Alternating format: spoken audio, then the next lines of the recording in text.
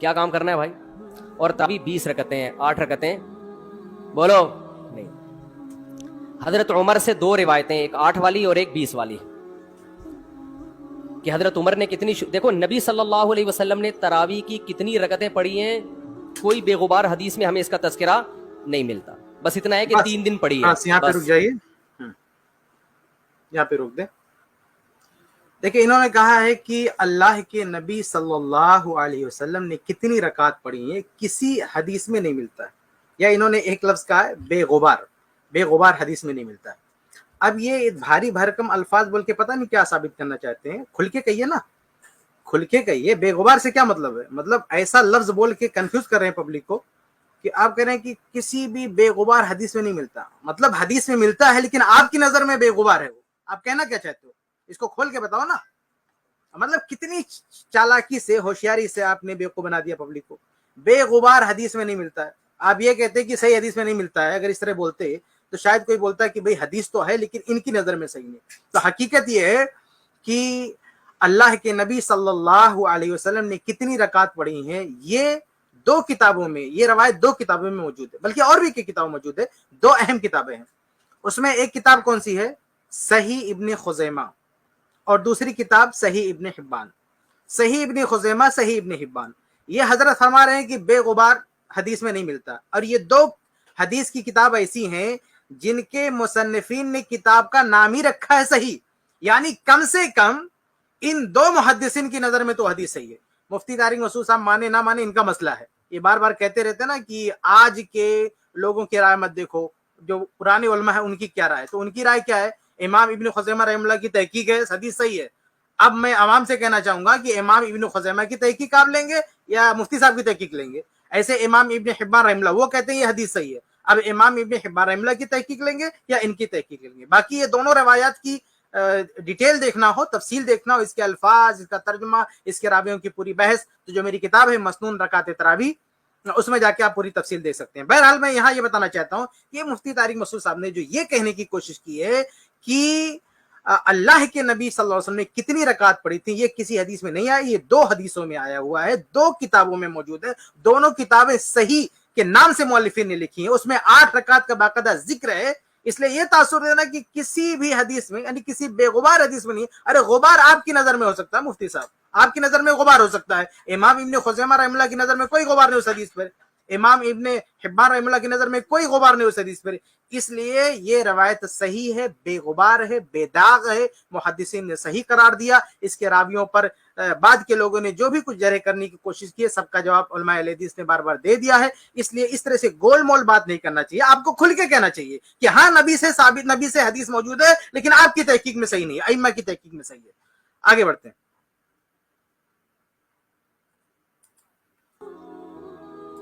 کتنی پڑھی ہے ہمیں نہیں پتا. یہ ہمیں حضرت عمر کے عمل سے پتا چلتا ہے، کیونکہ حضرت عمر بدعتی بولو نہیں ہو سکتے.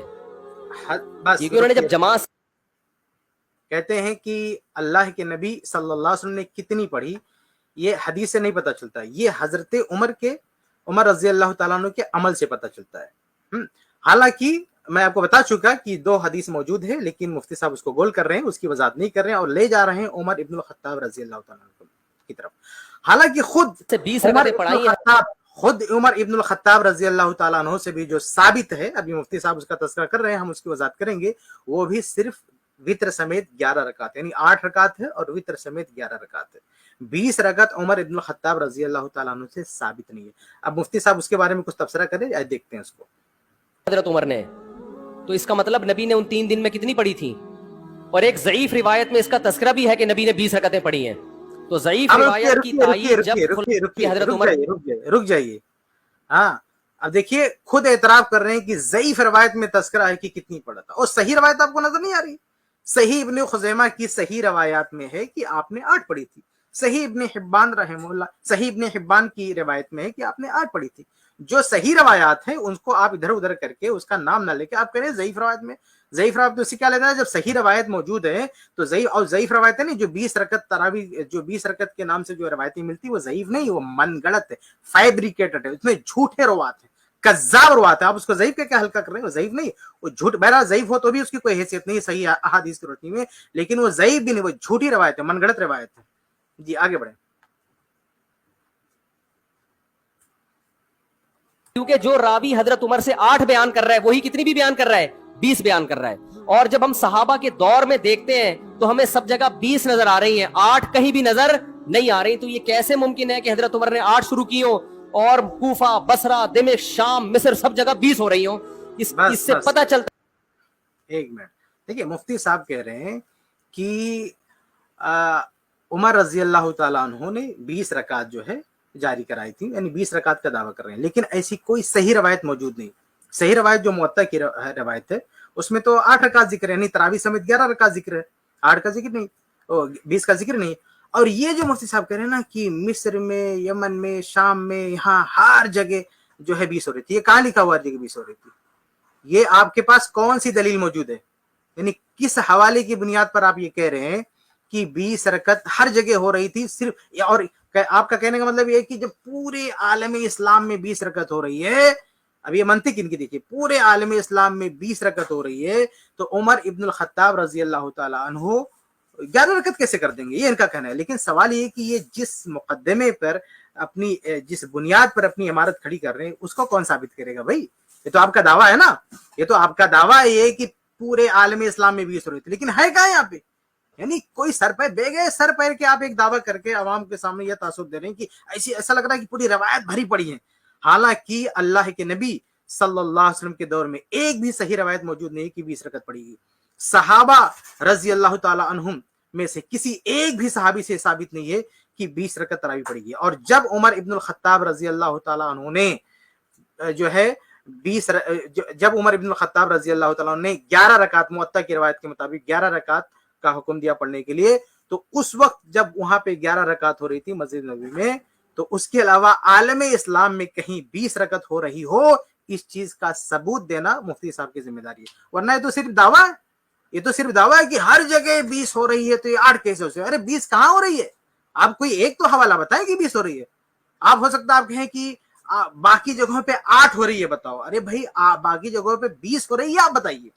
جب عمر ابن الخطاب رضی اللہ عنہ سے ثابت ہو گیا مرکزی جگہ پر, یا جو خلافت کا مرکز ہے, جب وہاں پہ ثابت ہو گیا, یعنی خلیفہ کا یہ آرڈر آ گیا کہ 11 پڑھنا ہے, تو ظاہر سی بات ہے کہ جب خلیفہ کا آرڈر آیا ہے, ان کی طرف سے تاکید آئی ہے, تو پورے عالم اسلام کا مسلک وہی ہوگا, الا یہ کہ آپ اس کے خلاف ثابت کر دیں, الا یہ کہ آپ اس کے خلاف ثابت کر دیں.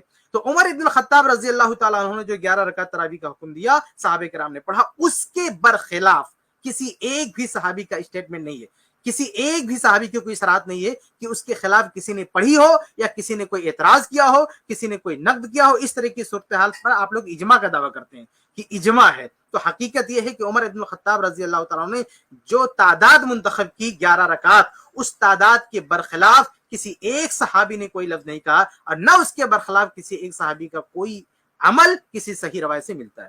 جی آگے بڑھتے ہیں.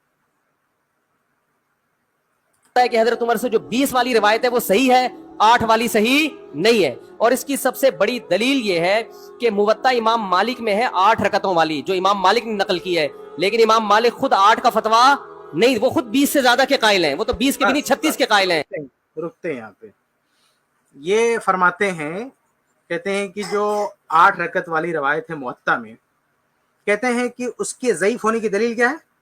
کہتے ہیں کہ اس کے ضعیف ہونے کی دلیل یہ ہے کہ امام مالک رحمہ اللہ خود اس کے خلاف ہیں. یعنی آپ بتائیے کہ امام مالک رحمہ اللہ اس کے راوی ہیں, تھوڑی دیر کے لیے مان لیں کہ امام مالک رحمہ اللہ اس کے خلاف گئے, تو کیا ایک محدث اگر کوئی روایت بیان کرتا ہے اور اس کے خلاف کوئی موقف اپناتا ہے, تو اچھا وہ خلاف ہے کہ نہیں, وہ ابھی ہم آگے بات کریں گے, لیکن اگر تھوڑی دیر کے لیے مان لیں کہ اس کے خلاف کوئی موقف اپناتا ہے, تو کیا ہم یہ کہیں گے کہ وہ روایت ثابت ہی نہیں ہے؟ یعنی وہ 20 والی روایت ثابت ہے, 20 والی روایت ثابت ہے, کیونکہ انہوں نے جو ہے 8 والی روایت پہ عمل نہیں کیا. حالانکہ 20 کا بھی یعنی کسی ضعیف روایت میں بھی نہیں ملتا ہے, ہماری معلومات کی حد تک کسی ضعیف روایت میں بھی نہیں ملتا ہے کہ امام مالک رحمہ اللہ نے 20 والی کوئی بات کہی ہو. ان کی طرف منسوب ہے, ان کی طرف یہ بات ہے کہ ان کے دور میں کچھ لوگ 20 سے زیادہ پڑھتے تھے, لیکن 20 پڑھتے تھے, یہ ذکر نہیں ہے, کوئی ذکر نہیں ہے. تو امام مالک रहमहुल्लाह अगर मान भी लें कि इमाम मालिक रहमहुल्लाह ने अपनी रवायत करदा जो उन्होंने हदीस रवायत की है उसके खिलाफ अगर कोई अमल अपनाए हो, तो इससे ये कहाँ साबित हो जाएगा कि वो हदीस ज़ईफ है? भाई अगर कोई शख्स या कोई भी रावी हदीस पे अमल नहीं करता है किसी वजह से, तो बहुत सारे असबाब हो सकते हैं, बहुत सारी वजूहात हो सकती हैं, कोई मसलियत हो सकती है, कोई उज़्र हो सकता है, कोई मजबूरी हो सकती है, लेकिन ये इस बात की दलील तो नहीं हो सकती कि रवायत ज़ईफ है। ये पहली बात। दूसरी बात, ये जो मुकदमा है ना, ये जो मफरूजा है कि इमाम मालिक रहमहुल्लाह ने 11 से ज्यादा यानी अपनी हदीस पे अमल नहीं किया, ये इमाम मालिक रहमहुल्लाह पर बहुत बड़ी तोहमत है, इमाम मालिक रहमहुल्लाह पे सरासर इल्जाम है। इमाम मालिक रहमहुल्लाह का ऐसा जो है कोई फतवा नहीं है। इमाम मालिक रहमहुल्लाह के शागिर्दों में से किसी ने भी यह नकल नहीं किया है, कोई सही रवायत मौजूद नहीं है कि जिसमें यह हो कि इमाम मालिक रहमहुल्लाह ने 11 से ज्यादा तरावी पढ़ी हो।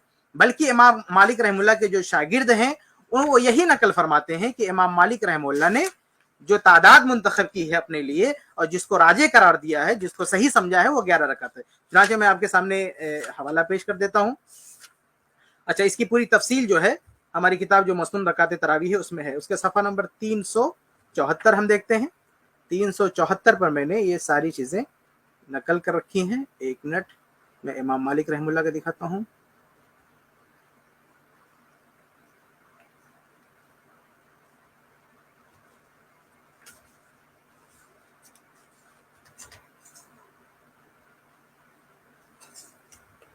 दो सौ 28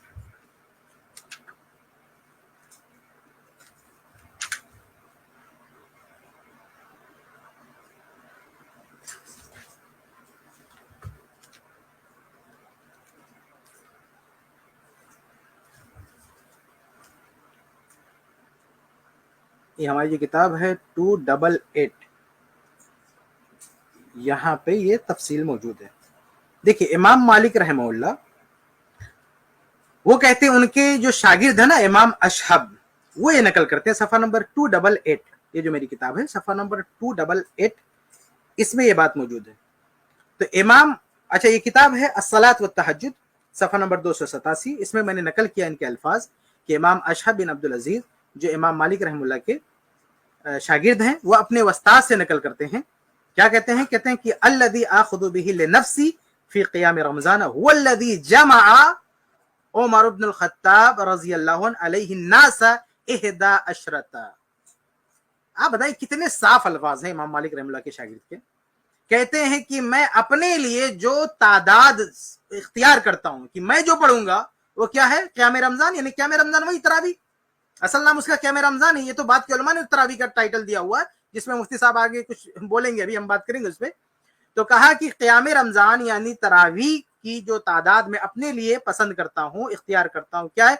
हुवल्लज़ी जमअ उमर इब्न अल-ख़त्ताब रज़ियल्लाहु तआला, कि वही तादाद जिस पर उमर इब्न अल-ख़त्ताब रज़ियल्लाहु तआला ने अन्नास, लोगों को यानी सहाबा को जमा किया था, सहाबा व ताबीन को जमा किया था। वो क्या है? 11 रकात है। और आगे क्या कहते हैं आप देखें, आगे क्या कहते हैं, यानी अब देखिए अमल भी कर लिया और रिवायत का जिक्र भी कर दिया कि उमर इब्न अल-ख़त्ताब रज़ियल्लाहु तआला ने चूंकि 11 पे जमा किया था इसलिए मैं वही करूंगा।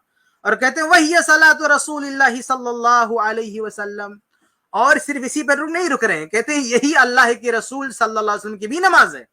कहते हैं यही अल्लाह के रसूल सल्लल्लाहु अलैहि वसल्लम की भी नमाज है।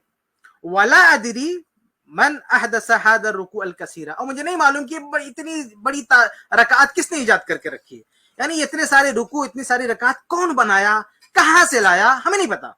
आप देखें मदीना के इमाम मालिक रहमहुल्लाह, यानी ये इशारा कर रहे हैं कि उनके दौर में कुछ लोग यानी 11 से ज्यादा पढ़ रहे थे, उसका रद्द कर रहे हैं कि हमें नहीं मालूम, यानी वो मदीना के इमाम है, इमाम होने के बावजूद भी कह रहे हैं हमें नहीं मालूम, इसका कोई सोर्स पता नहीं है कि कहां से इन लोगों ने ये सब कर लिया है। इससे इशारा मिलता है कि भाई किसी हदीस की बुनियाद पर नहीं हो सकता है, कुछ लोगों ने नफिल समझ के बढ़ा लिया, यानी उनका भी ये दावा ना रहा हो कि ये नबी की सुन्नत है, नबी का तरीका या साहबा का तरीका है। उन्होंने सोचा हो कि भाई ये नफिल नमाज है, चलो अपने हिसाब से कुछ पढ़ लेते हैं। लेकिन इमाम मालिक रहमहुल्लाह ने इसको दुरुस्त नहीं समझा। इमाम मालिक रहमहुल्लाह ने कहा कि मैं अपने लिए जो इख्तियार करता हूं वो 11 रकात है, और आगे कह रहे हैं यही उमर इब्न अल-ख़त्ताब रज़ियल्लाहु तआला अन्हु की इख्तियार करदा तादाद है, उन्हीं ने इसी तादाद पर उन्होंने जमा किया था। और फिर अल्लाह के नबी صلی اللہ علیہ وسلم کی طرف بھی یہ منسوب کرتے ہیں کہ اللہ کے نبی صلی اللہ علیہ وسلم کی بھی یہی رائے ہے. اور دیکھیے یہ مفتی صاحب صحیح بخاری کی شرح ہے نا, عمدۃ القاری علامہ عینی رحمہ اللہ کی شرح ہے, تو اس میں آپ دیکھیں گے کہ علامہ عینی رحمہ اللہ نے بھی عمدۃ القاری جلد نمبر 11 صفحہ نمبر 127, یہ صفحہ یہ دیکھیں ہماری کتاب میں صفحہ نمبر 290 پہ یہ بات موجود ہے, صفحہ نمبر 290 اس میں نیچے ہم نے نقل کر رکھا ہے کہ امام مالک جو ہے علامہ عینی رحمہ اللہ کیا فرماتے ہیں, وہ رکعت تراویح کے بارے میں علماء کا اختلاف ذکر کرتے ہیں. اس کے بعد کیا کہتے ہیں, اس کے بعد کہتے ہیں کہ ایک قول نقل کرتے ہیں کہ ایک قول یہ ہے کہ 11 رکعت پڑھی جائیں گے, اور کہتے ہیں وَهُوَ اخْتِيَارُ مَالِكَ لِنَفْسِهِ, وَهُوَ اخْتِيَارُ مَالِكَ لِنَفْسِهِ, کہ امام مالک رحمہ اللہ نے اسی تعداد کو اختیار کیا. یہ میں نہیں کہہ رہا, یہ مفتی صاحب کوئی اہل حدیث عالم نہیں کہہ رہا ہے, یہ کون کہہ رہے ہیں, یہ آپ ہی کے یعنی فقہ حنفی سے نسبت منسوب اور ایک بہت بڑے امام, بہت بڑے علامہ جنہوں نے صحیح بخاری کی شرح کر رکھی ہے, انہوں نے صحیح بخاری ہی کی شرح میں یہ بات کر رکھی ہے کہ امام مالک رحمہ اللہ نے اپنے لیے 11 رکعت کا قول جو ہے اختیار کیا ہے. ٹھیک ہے, تو بہرحال یہ اور اس طرح کے اور بھی بہت سارے حوالے ہیں, اتنا میرے خیال سے کافی ہے یہ کیسے ممکن ہے کہ امام مالک کی طرف جو انہوں نے منسوب کر دیا کہ امام مالک رحمہ اللہ نے اگر وہ حدیث صحیح ہوتی تو امام مالک اس پہ عمل کرتے, تو اللہ کے فضل و کرم سے امام مالک رحمہ اللہ نے جو حدیث روایت کی ہے اسی پر عمل کیا ہے, انہوں نے اس کے علاوہ 11 سے زیادہ کوئی رکعت نہیں پڑھی, بلکہ یہ صاف کہہ دیا کہ 11 ہی تو وہ تعداد ہے جس پر عمر ابن الخطاب رضی اللہ عنہ لوگوں کو جمع کیا, یہی وہ تعداد ہے جو اللہ کے نبی صلی اللہ علیہ وسلم سے ملتی ہے, اور اس کے بعد جو لوگوں نے بڑھا دیا وہ پتہ نہیں کہاں سے بڑھا دیا لوگوں نے, یہ امام مالک رحمہ اللہ کہتے ہیں, اور امام مالک رحمہ اللہ کے شاگرد یہ نقل کرتے ہیں, بلکہ خود علامہ عینی جو آپ فقہ حنفی سے نسبت رکھتے ہیں ان کا وہ بھی صحیح بخاری کی شرح میں یہی کہہ رہے ہیں کہ امام مالک رحمہ اللہ نے یہی تعداد اختیار کی ہے. اس لیے مفتی صاحب کو غلط بیانی سے کام نہیں لینا چاہیے, بلا وجہ یہ بات نہیں کہنا چاہیے کہ امام مالک نے اس کو نہیں اپنایا. جی کتاب کا مؤلف 8 والی ذکر کر رہا ہو مگر خود اس روایت کو وہ اس پر عمل نہ کر رہا ہو, ان باتوں کا کسی اہل حدیث عالم کے پاس جواب نہیں ہے.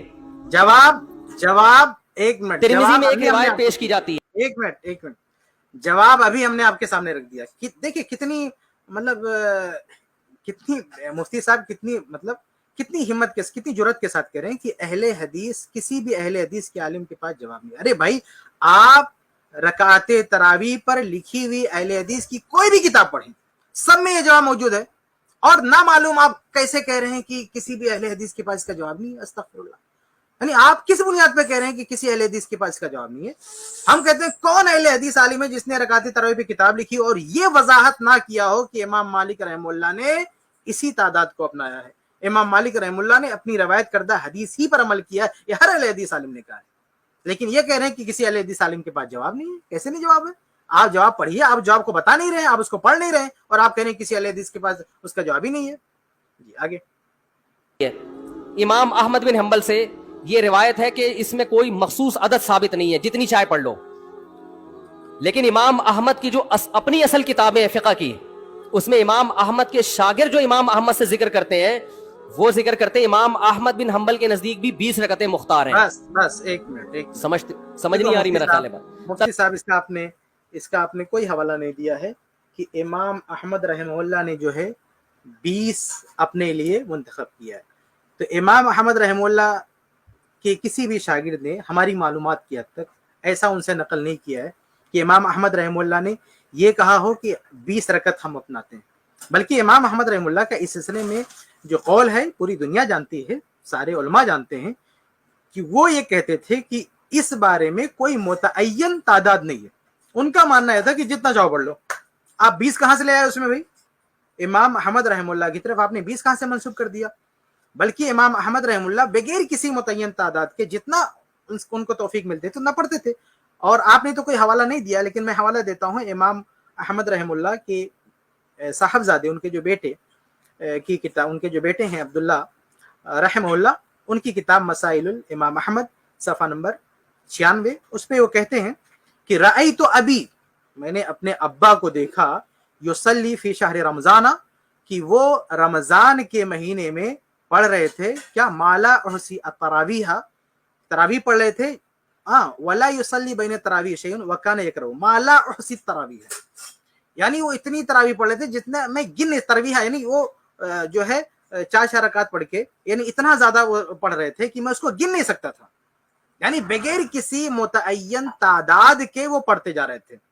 तो उनके साहबजादे तो कह रहे हैं कि इमाम अहमद रहमहुल्लाह ने इस सिलसिले में कोई तायन नहीं की है, वो बेहिसाब यानी बगैर किसी आदाद शुमार के पढ़ते जा रहे थे।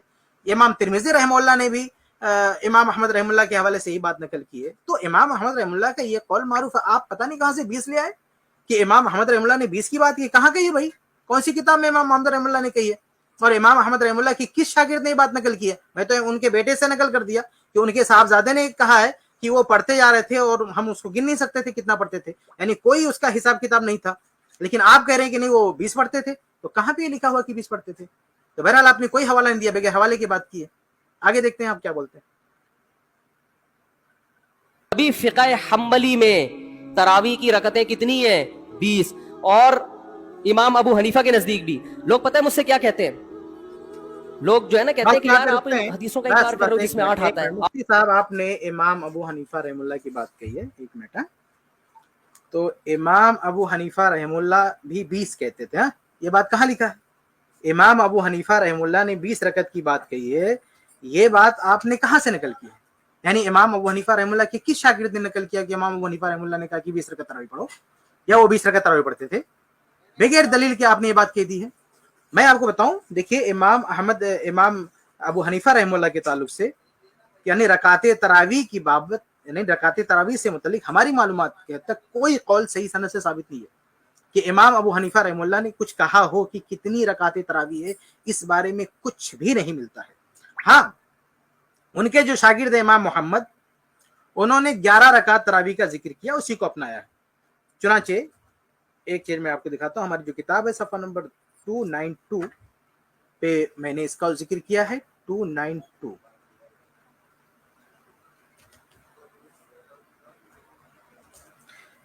देखिए इमाम मोहम्मद जो फ़िक़ह हनफी के इमाम है, उनकी जो किताब है, उनकी जो किताब है मुअत्ता, ठीक है, मुअत्ता मोहम्मद जो उनकी किताब है सफा नंबर 91, उसमें उन्होंने बाब कायम किया है। क्या बाब है? ये सफा नंबर 292 के बिल्कुल नीचे उसमें उन्होंने एक बाब कायम किया है, बाब क़ियाम शहर रमजान और माफी ही मिनल फज़ल, क़ियाम रमजान के बारे में। क़ियाम रमजान किसको बोलते हैं? अल्लामा लखनवी ने इस पर जो तालीक चढ़ाई है उसमें वो लिखते हैं वह युसम्मा अत-तरावी, क़ियाम रमजान का एक नाम तरावी भी है। तो पता चला कि यहाँ बात किसकी हो रही है? तरावी की बात हो रही है। अब इस बाब के तहत इमाम मोहम्मद बिन हसन रहमहुल्लाह ने क्या किया है? उन्होंने अम्मा आयशा रजी अल्लाह अन्हा की हदीस नकल की है। अम्मा आयशा रजी अल्लाह अन्हा की हदीस नकल की है। कौन सी हदीस? जिसमें 11 रकात का जिक्र है, जिसके बारे में मुफ्ती साहब कहते हैं कि नहीं वो कुछ और ही है, इंशाल्लाह हम उस पर भी बात करेंगे। तो उसमें कहते हैं कि वो बिहादा, कहते हैं कि ना खुजो, हम इसी को लेते हैं। हाँ, तो शहर रमजान यानी रमजान में तरावी के सिलसिले में उन्होंने जो रवायत नकल की है इमाम मोहम्मद ने, वो कौन सी है? वो 11 रकात की है, ठीक है। तो जब उन्होंने 11 रकात की नकल की है तो हम ये कह सकते हैं कि उनके शागिर्द ने जब 11 रकात की नकल की है, 11 रकात पढ़ रहे हैं, तो हो सकता है कि उन्होंने अपने इमाम से ही सीखा हो सकता है कि उनके इमाम ने यानी इमाम अबू हनीफा रहमुल्लाह ने ये उनको बताया हो। लेकिन मैं पहले कह चुका हूं कि इमाम अबू हनीफा रहमुल्लाह से सही सनद से सराहत के साथ ऐसा कोई बयान नहीं है, ऐसी कोई रवायत मौजूद नहीं कि उन्होंने कहा 20 पढ़ो। अगर मुफ्ती साहब के पास है तो बताएं, वो अपनी किताबों ही से बता दें, अपनी फिक्र की किताबों से बता दें, कहीं से बता दें कि इमाम अबू हनीफा रहमुल्लाह ने ये कहा हो कि 20 रकात तरावी पढ़ो। हाँ, उनके शागिर्द 11 की बात कर रहे हैं, उनके शागिर्द मुअत्ता इमाम मोहम्मद में 11 की बात है, 11 की बात है। तो जब उनके शागिर्द 11 बोल रहे हैं तो आपको ये 20 की बात कहां से मिल गई? तो बहरहाल इसका भी कोई हवाला नहीं दिया कि इमाम हनीफा का नाम उन्होंने ले लिया कि इमाम हनीफा ने जो है 20 की बात कही है, लेकिन इमाम हनीफा से साबित नहीं है। हकीकत यह है कि चारों अइम्मा में से किसी एक भी इमाम ने यह नहीं कहा है कि 20 रकत सुन्नत है। किसी एक भी इमाम ने नहीं कहा कि 20 रकत अल्लाह के नबी सल्लल्लाहु अलैहि वसल्लम से साबित है या सहाबा से साबित है या सुन्नत है। इस तरह का दावा, इस तरह का बयान चारों इमामों में से किसी एक ने नहीं कहा है। इमाम अबू हनीफा रहमतुल्लाह से तो कुछ साबित नहीं है, इमाम मालिक रहमतुल्लाह से, बल्कि इसके बरस यानी 20 वाली बात किसी ने नहीं कही। इसके बरक्स हम अगर हम देखें तो इमाम मालिक यानी चारों अइम्मा में इमाम अबू हनीफा रहमतुल्लाह से तो कुछ साबित नहीं, लेकिन उनके शागिर्द 11 की बात करें। इमाम मालिक की बात करें तो इमाम मालिक के बारे में अभी बात गुजर चुकी है कि उनके शागिर्द भी 11 की बात कर रहे हैं। अगर हम इमाम अहमद बिन हंबल रहमतुल्लाह की बात करें तो इमाम अहमद रहमतुल्लाह कोई तादाद मुतय्यन मानते नहीं है, और वही सूरत हाल वही मामला इमाम शाफी रहमतुल्लाह के है कि इमाम शाफी रहमतुल्लाह भी कोई मुतय्यन तादाद इसको मसनून नहीं करार देते, वो तो कहते हैं कि जितना चाहे पढ़ सकते हैं। लेकिन ये इमाम शाफी रहमतुल्लाह का ये मौकिफ नहीं है कि अल्लाह के नबी सल्लल्लाहु अलैहि वसल्लम से 20 रकअत साबित है या सहाबा किराम से 20 रकअत साबित है, बल्कि इमाम शाफी रहमतुल्लाह का मौकिफ ये है कि अगर रकअतें कम हो तो ज्यादा बेहतर है, रकअतें कम हो तो ज्यादा बेहतर है। तो अगर रकअतें कम की बात करें यानी बड़ी रकात के यानी उनके सामने अगर तकाबुल रखा जाए कि अगर कोई 40 रकअत पढ़ रहा है कोई 20 रकअत पढ़ रहा है तो इमाम शाफी कहेंगे कि 40 से बेहतर 20 है। तो उनका उसूल ये कहता है कि अगर 20 के मुकाबले में कोई 11 की बात करे तो इमाम शाफी का उसूल क्या बनता है कि इसके मुकाबले में 11 ये बेहतर है, क्योंकि इमाम शाफी रहमतुल्लाह का असल मौकिफ ये है कि रकात कम हो क़याम लंबा हो, रकात कम हो क़याम लंबा हो। तो तरावी जिस तरावी में रकात कम होंगे और क़याम लंबा होगा वो इमाम शाफी रहमतुल्लाह की नजर में बेहतर जो है तादाद होगी। तो खुलासा ये कि चारों अइम्मा में से किसी एक इमाम ने भी ये नहीं कहा है कि 20 रकअत तरावी सुन्नत है या 20 रकअत पढ़ना चाहिए या 20 रकअत पढ़ना ज्यादा बेहतर है, ये किसी एक इमाम ने भी नहीं कहा। ना इमाम अबू हनीफा रहमतुल्लाह ने, ना इमाम मालिक रहमतुल्लाह ने, ना इमाम शाफी रहमतुल्लाह ने, ना इमाम अहमद बिन हंबल रहमतुल्लाह ने, बल्कि इसके बरक्स इमाम मालिक रहमतुल्लाह से तो पूरी सराहत मिलती है कि 11 की बात करते थे। इमाम हनीफा रहमतुल्लाह के शागिर्द जो है 11 की बात कर रहे हैं। इमाम अहमद बिन हंबल रहमतुल्लाह की किसी तादाद को मानते ही नहीं है। इमाम शाफी रहमतुल्लाह कहते हैं कि जितनी कम हो वही बेहतर है। अगर वो 40 के मुकाबले में 20 की बात कही जाए तो कहेंगे कि 40 की बनिस्बत जो है 20 रकअत ये बेहतर होगी क्योंकि ये कम है। तो वो उसूल बयान करते हैं कि रकअतें कम हो क़याम लंबा तो ज्यादा बेहतर है। अब 20 के मुकाबले में आप उनसे कहेंगे 11 की बात तो 11 उनके उसूल की रोशनी में 20 की बनिस्बत 11 जो है ज्यादा बेहतर है। तो ये दावा करना कि अइम्मा जो है 20 रकअत के कायल थे ये गलत बात है। चारों अइम्मा में से किसी का भी ये मौकिफ नहीं था कि 20 रकअत सुन्नत है या उसको पढ़ना ज्यादा अफजल है। जी बुखारी की हदीस है ना, उसका तरावी से कोई ताल्लुक नहीं है। बुखारी में आता है नबी रमजान और गैर रमजान में 8 पढ़ते थे, उसका तरावी से कोई ताल्लुक, वो तो गैर रमजान में भी थी। इतनी सेंस नहीं है यार, आप हमें कुरान और हदीस सिखा रहे हो और हमें अपना मुकल्लिद बना रहे हो। इतनी सेंस नहीं है। आपको मालूम है कि अल्लामा अनवर शाह कश्मीरी रहमहुल्लाह ये जो है फ़िक़्ह हनफी से ताल्लुक़ रखते हैं और इस हदीस पर तो हम बहुत सारी बातें कह सकते हैं, बहुत कुछ कहा जा सकता है कि इस हदीस का जो है क्या इसका क्या मतलब है, इसका क्या ताल्लुक़ है। लेकिन आप देखें कि आपके जो बुज़ुर्ग हैं उनका भी यही कहना है कि ये जो सही बुखारी की रवायत है उससे वो भी यही मानते हैं कि इससे मुराद क्या है, इससे मुराद रकात तरावी है। अल्लामा अनवर शाह कश्मीरी ने तो बाकायदा लिख रखा है कि ये माने बगैर कोई चारे कार ही नहीं है कि अल्लाह के नबी सल्लल्लाहु अलैहि वसल्लम की जो नमाज है, तरावी की नमाज है, वो 11 रकात है। ये और 20 रकअत वाली रवायत को उन्होंने ज़ईफ़ करार दिया, इसको उन्होंने तस्लीम किया। आप जो कह रहे हैं कि वो अलग नमाज थी यानी रमजान में पढ़ते थे, गैर रमजान में पढ़ते थे, भाई वही तो ताजुद की नमाज है, वही तो तरावी है। यानी रमजान में उसी का नाम तरावी है, बस ये कोई अलग नमाज नहीं है। आप इसको अलग साबित कर रहे हैं तो आपके जिम्मा ये सबूत देना लाजिम है कि आप इस चीज को साबित करें कि अल्लाह के नबी सल्लल्लाहु अलैहि वसल्लम ने तरावी भी पढ़ी हो और तहज्जुद भी पढ़ी हो। कोई एक रवायत लेकर आए कि खुद अल्लामा अनवर शाह कश्मीरी ने ये बात कही है कि किसी भी रवायत से साबित नहीं है कि अल्लाह के नबी सल्लल्लाहु अलैहि वसल्लम ने तरावी भी पढ़ी हो और तहज्जुद भी पढ़ा हो। तो आप कह रहे हैं वो अलग नमाज थी, वो अलग नमाज नहीं थी। ये वही नमाज है जिसकी कैफियत रमजान में कुछ बदल जाती है तो उस कैफियत की वजह से उसी का नाम जो है तरावी। और ये तरावी भी अल्लाह के नबी का दिया हुआ नाम नहीं है, न सहाबा का दिया हुआ नाम है, ये तो बाद के उलमा ने इसका जो है तरावी नाम दिया हुआ है। ये लफ्ज तरावी ये ना सहाबा या ना नबी का दिया हुआ नाम है, ना सहाबा का दिया हुआ नाम है, ये बाद के लोगों ने ये दिया हुआ नाम है। असल जो रवायात में मिलता है वो क़याम रमजान, सलातुल लैल, क़यामुल लैल, इस तरह की रवायत मिलती है। सही बुखारी में क्या मन क़ाम रमजाना, जो रमजान में क़याम करे, क्या मुराद है उससे? मुराद वही क़याम रमजान यानी सलातुत तरावी है।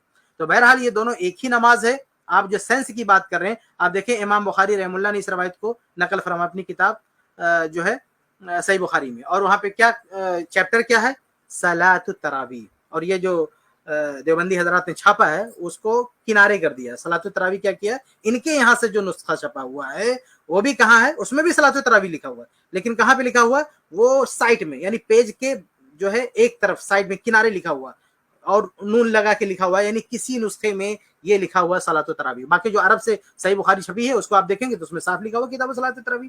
تو امام بخاری رحم اللہ کا یہ چیپٹر قائم کرنا صلاۃ تراویح اور اس کے اندر اس روایت کو لانا, گویا کہ امام بخاری رحم اللہ کا بھی یہی فہم ہے کہ وہ جو نماز ہے رمضان کی وہ وہی نماز جو ہے تراویح ہے. بلکہ اب جب پوچھا گیا اما عائشہ رضی اللہ تعالی عنہا سے کہ رمضان میں اللہ کے نبی صلی اللہ علیہ وسلم کی نماز کیسی ہوتی تھی, تو اما عائشہ رضی اللہ عنہ کا جو یہ جواب ہے, چاہے رمضان ہو چاہے غیر رمضان, مطلب یہ ہے کہ اس میں بھی رکعت وہی تھی. یعنی اما عائشہ رضی اللہ تعالی عنہ کا یہ فرمانا کہ جو غیر رمضان میں جو تعداد تھی وہی تعداد رمضان میں بھی ہے, اس بات کی دلیل ہے کہ غیر رمضان کی جو تہجد ہے اور رمضان کی جو تراویح دونوں ایک ہی ہے, وہ دونوں ایک ہی ہے. ورنہ اما عائشہ رضی اللہ تعالیٰ عنہ یہ صراحت کرتی کہ رمضان میں آپ تراویح الگ سے پڑھتے تھے, تہجد الگ سے پڑھتے تھے, لیکن اما عائشہ رضی اللہ تعالیٰ عنہ نے ایسی کوئی صراحت نہیں کی, بلکہ یہ کہا کہ چاہے غیر رمضان میں جو آپ پڑھتے تھے وہی رمضان میں سیم وہی تعداد ہوتی تھی, اس میں کوئی جو ہے تبدیلی نہیں ہوتی تھی, تعداد کے بارے میں وہی معاملہ تھا. اس لیے یہ مفتی صاحب جو کہہ رہے ہیں سینس کی بات کر رہے ہیں, تو یہ امام بخاری سے زیادہ ان کا سینس ہے. ہاں, امام بخاری کے بارے میں آپ کو پتا ہے ابن حجر رحم اللہ نے تقریب التہذیب میں کیا لکھا ہے, انہوں نے لکھا ہے کہ امام الدنیا فی فقہ الحدیث, کہ فقہ الحدیث میں پوری دنیا کے امام ہیں. ہاں, کس کی بات کرتے ہیں آپ, کہہ رہے ہیں کہ مطلب آج کے اہل حدیث نوجوانوں کی طرف اشارہ کر رہے ہیں کہ ان کا فہم ہے, یہ ان کا فہم ہے, یہ ان کا فہم ہے کہ اما عائشہ رضی اللہ تعالی عنہا کی اس روایت سے مراد تراویح ہے, قیام رمضان ہے, قیام اللیل ہے. یہ فہم آج کے اہل حدیث نوجوانوں کا ہے, یہ فہم امام الدنیا فی فقہ الحدیث کا ہے, یہ فہم امام بخاری رحم اللہ کا ہے, یہ فہم تمام سلف کے ائمہ کا ہے, سلم کے فقہ کا. یہ تو آپ لوگوں نے یہ جو ہے اس میں شوشہ نکالا ہے کہ تراویح الگ ہے اور جو ہے تہجد الگ ہے. یہ تراویح الگ تہجد الگ یہ بات کے لوگوں کا اٹھایا ہوا ہے, اور میرے خیال سے ہو سکتا ہے کہ ہم سے پہلے جن لوگوں نے اوپننگ کمنٹ دیا ہے میں اس میں شامل نہیں ہو پایا تھا, لیکن ہو سکتا ہے, مجھے امید ہے کہ شاید اس ٹاپک پہ بھی کافی باتیں آپ کے سامنے آئی ہوں گی, اس لیے میں اس پہ مزید ڈیٹیل میں نہیں جاؤں گا کیونکہ یہ شاید یہ بات کور ہو چکی ہے. میں آگے بڑھتا ہوں, آگے دیکھتے ہیں مفتی صاحب کیا کہتے ہیں.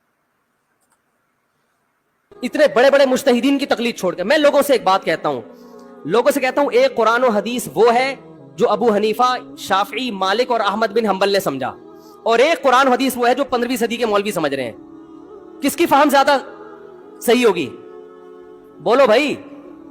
ایک قرآن وہ ہے جو انجینئر بیان کر رہا ہے حدیث, ایک حدیث کی تفصیل وہ ہے جو امام مالک بیان کر رہے ہیں, ابو حنیفہ بیان کر رہے ہیں جن کی 80 ہجری میں پیدائش ہوئی ہے, تابعین میں سے ہیں, جو امام شافعی بیان کر رہے ہیں. ایک منٹ دیکھیے, چھوٹی سی بات واضح کر دوں. آپ نے کہا کہ امام ابو حنیفہ رحم اللہ تابعین میں سے, ہم بحث میں نہیں جا رہے تھے, وہ تابعین میں سے نہیں ہے, ایسی کوئی روایت موجود نہیں ہے. امام ابو حنیفہ رحم اللہ کی کسی صحابی سے ملاقات ہوئی ہو, کسی صحابی سے وہ ملے ہوں, اس کا کوئی ثبوت موجود نہیں ہے. اس پر بہت ساری بحثیں لکھی جا چکی ہیں, بہت ساری تفصیلات موجود ہیں. آپ علامہ رئیس الحران ندوی رحم اللہ کی کتاب دیکھ سکتے ہیں جن کو شوق ہے, اس میں امام ابو حنیفہ رحم اللہ کی تابعیت پر پوری بحث موجود ہے کہ وہ تابعی تھے کہ نہیں تھے. صحیح بات یہ ہے کہ وہ تابعی نہیں تھے, یہ مفتی صاحب کا صرف دعویٰ ہے, اس دعوے پہ ان کے پاس کوئی ثبوت نہیں ہے کہ وہ تابعی تھے. پہلی بات. دوسری بات, بلکہ ائمہ اربعہ میں سے کوئی بھی تابعی نہیں ہے, نہ امام ابو حنیفہ رحم اللہ, نہ امام مالک رحم اللہ, نہ امام شافعی رحم اللہ, نہ امام احمد بن حنبل رحم اللہ.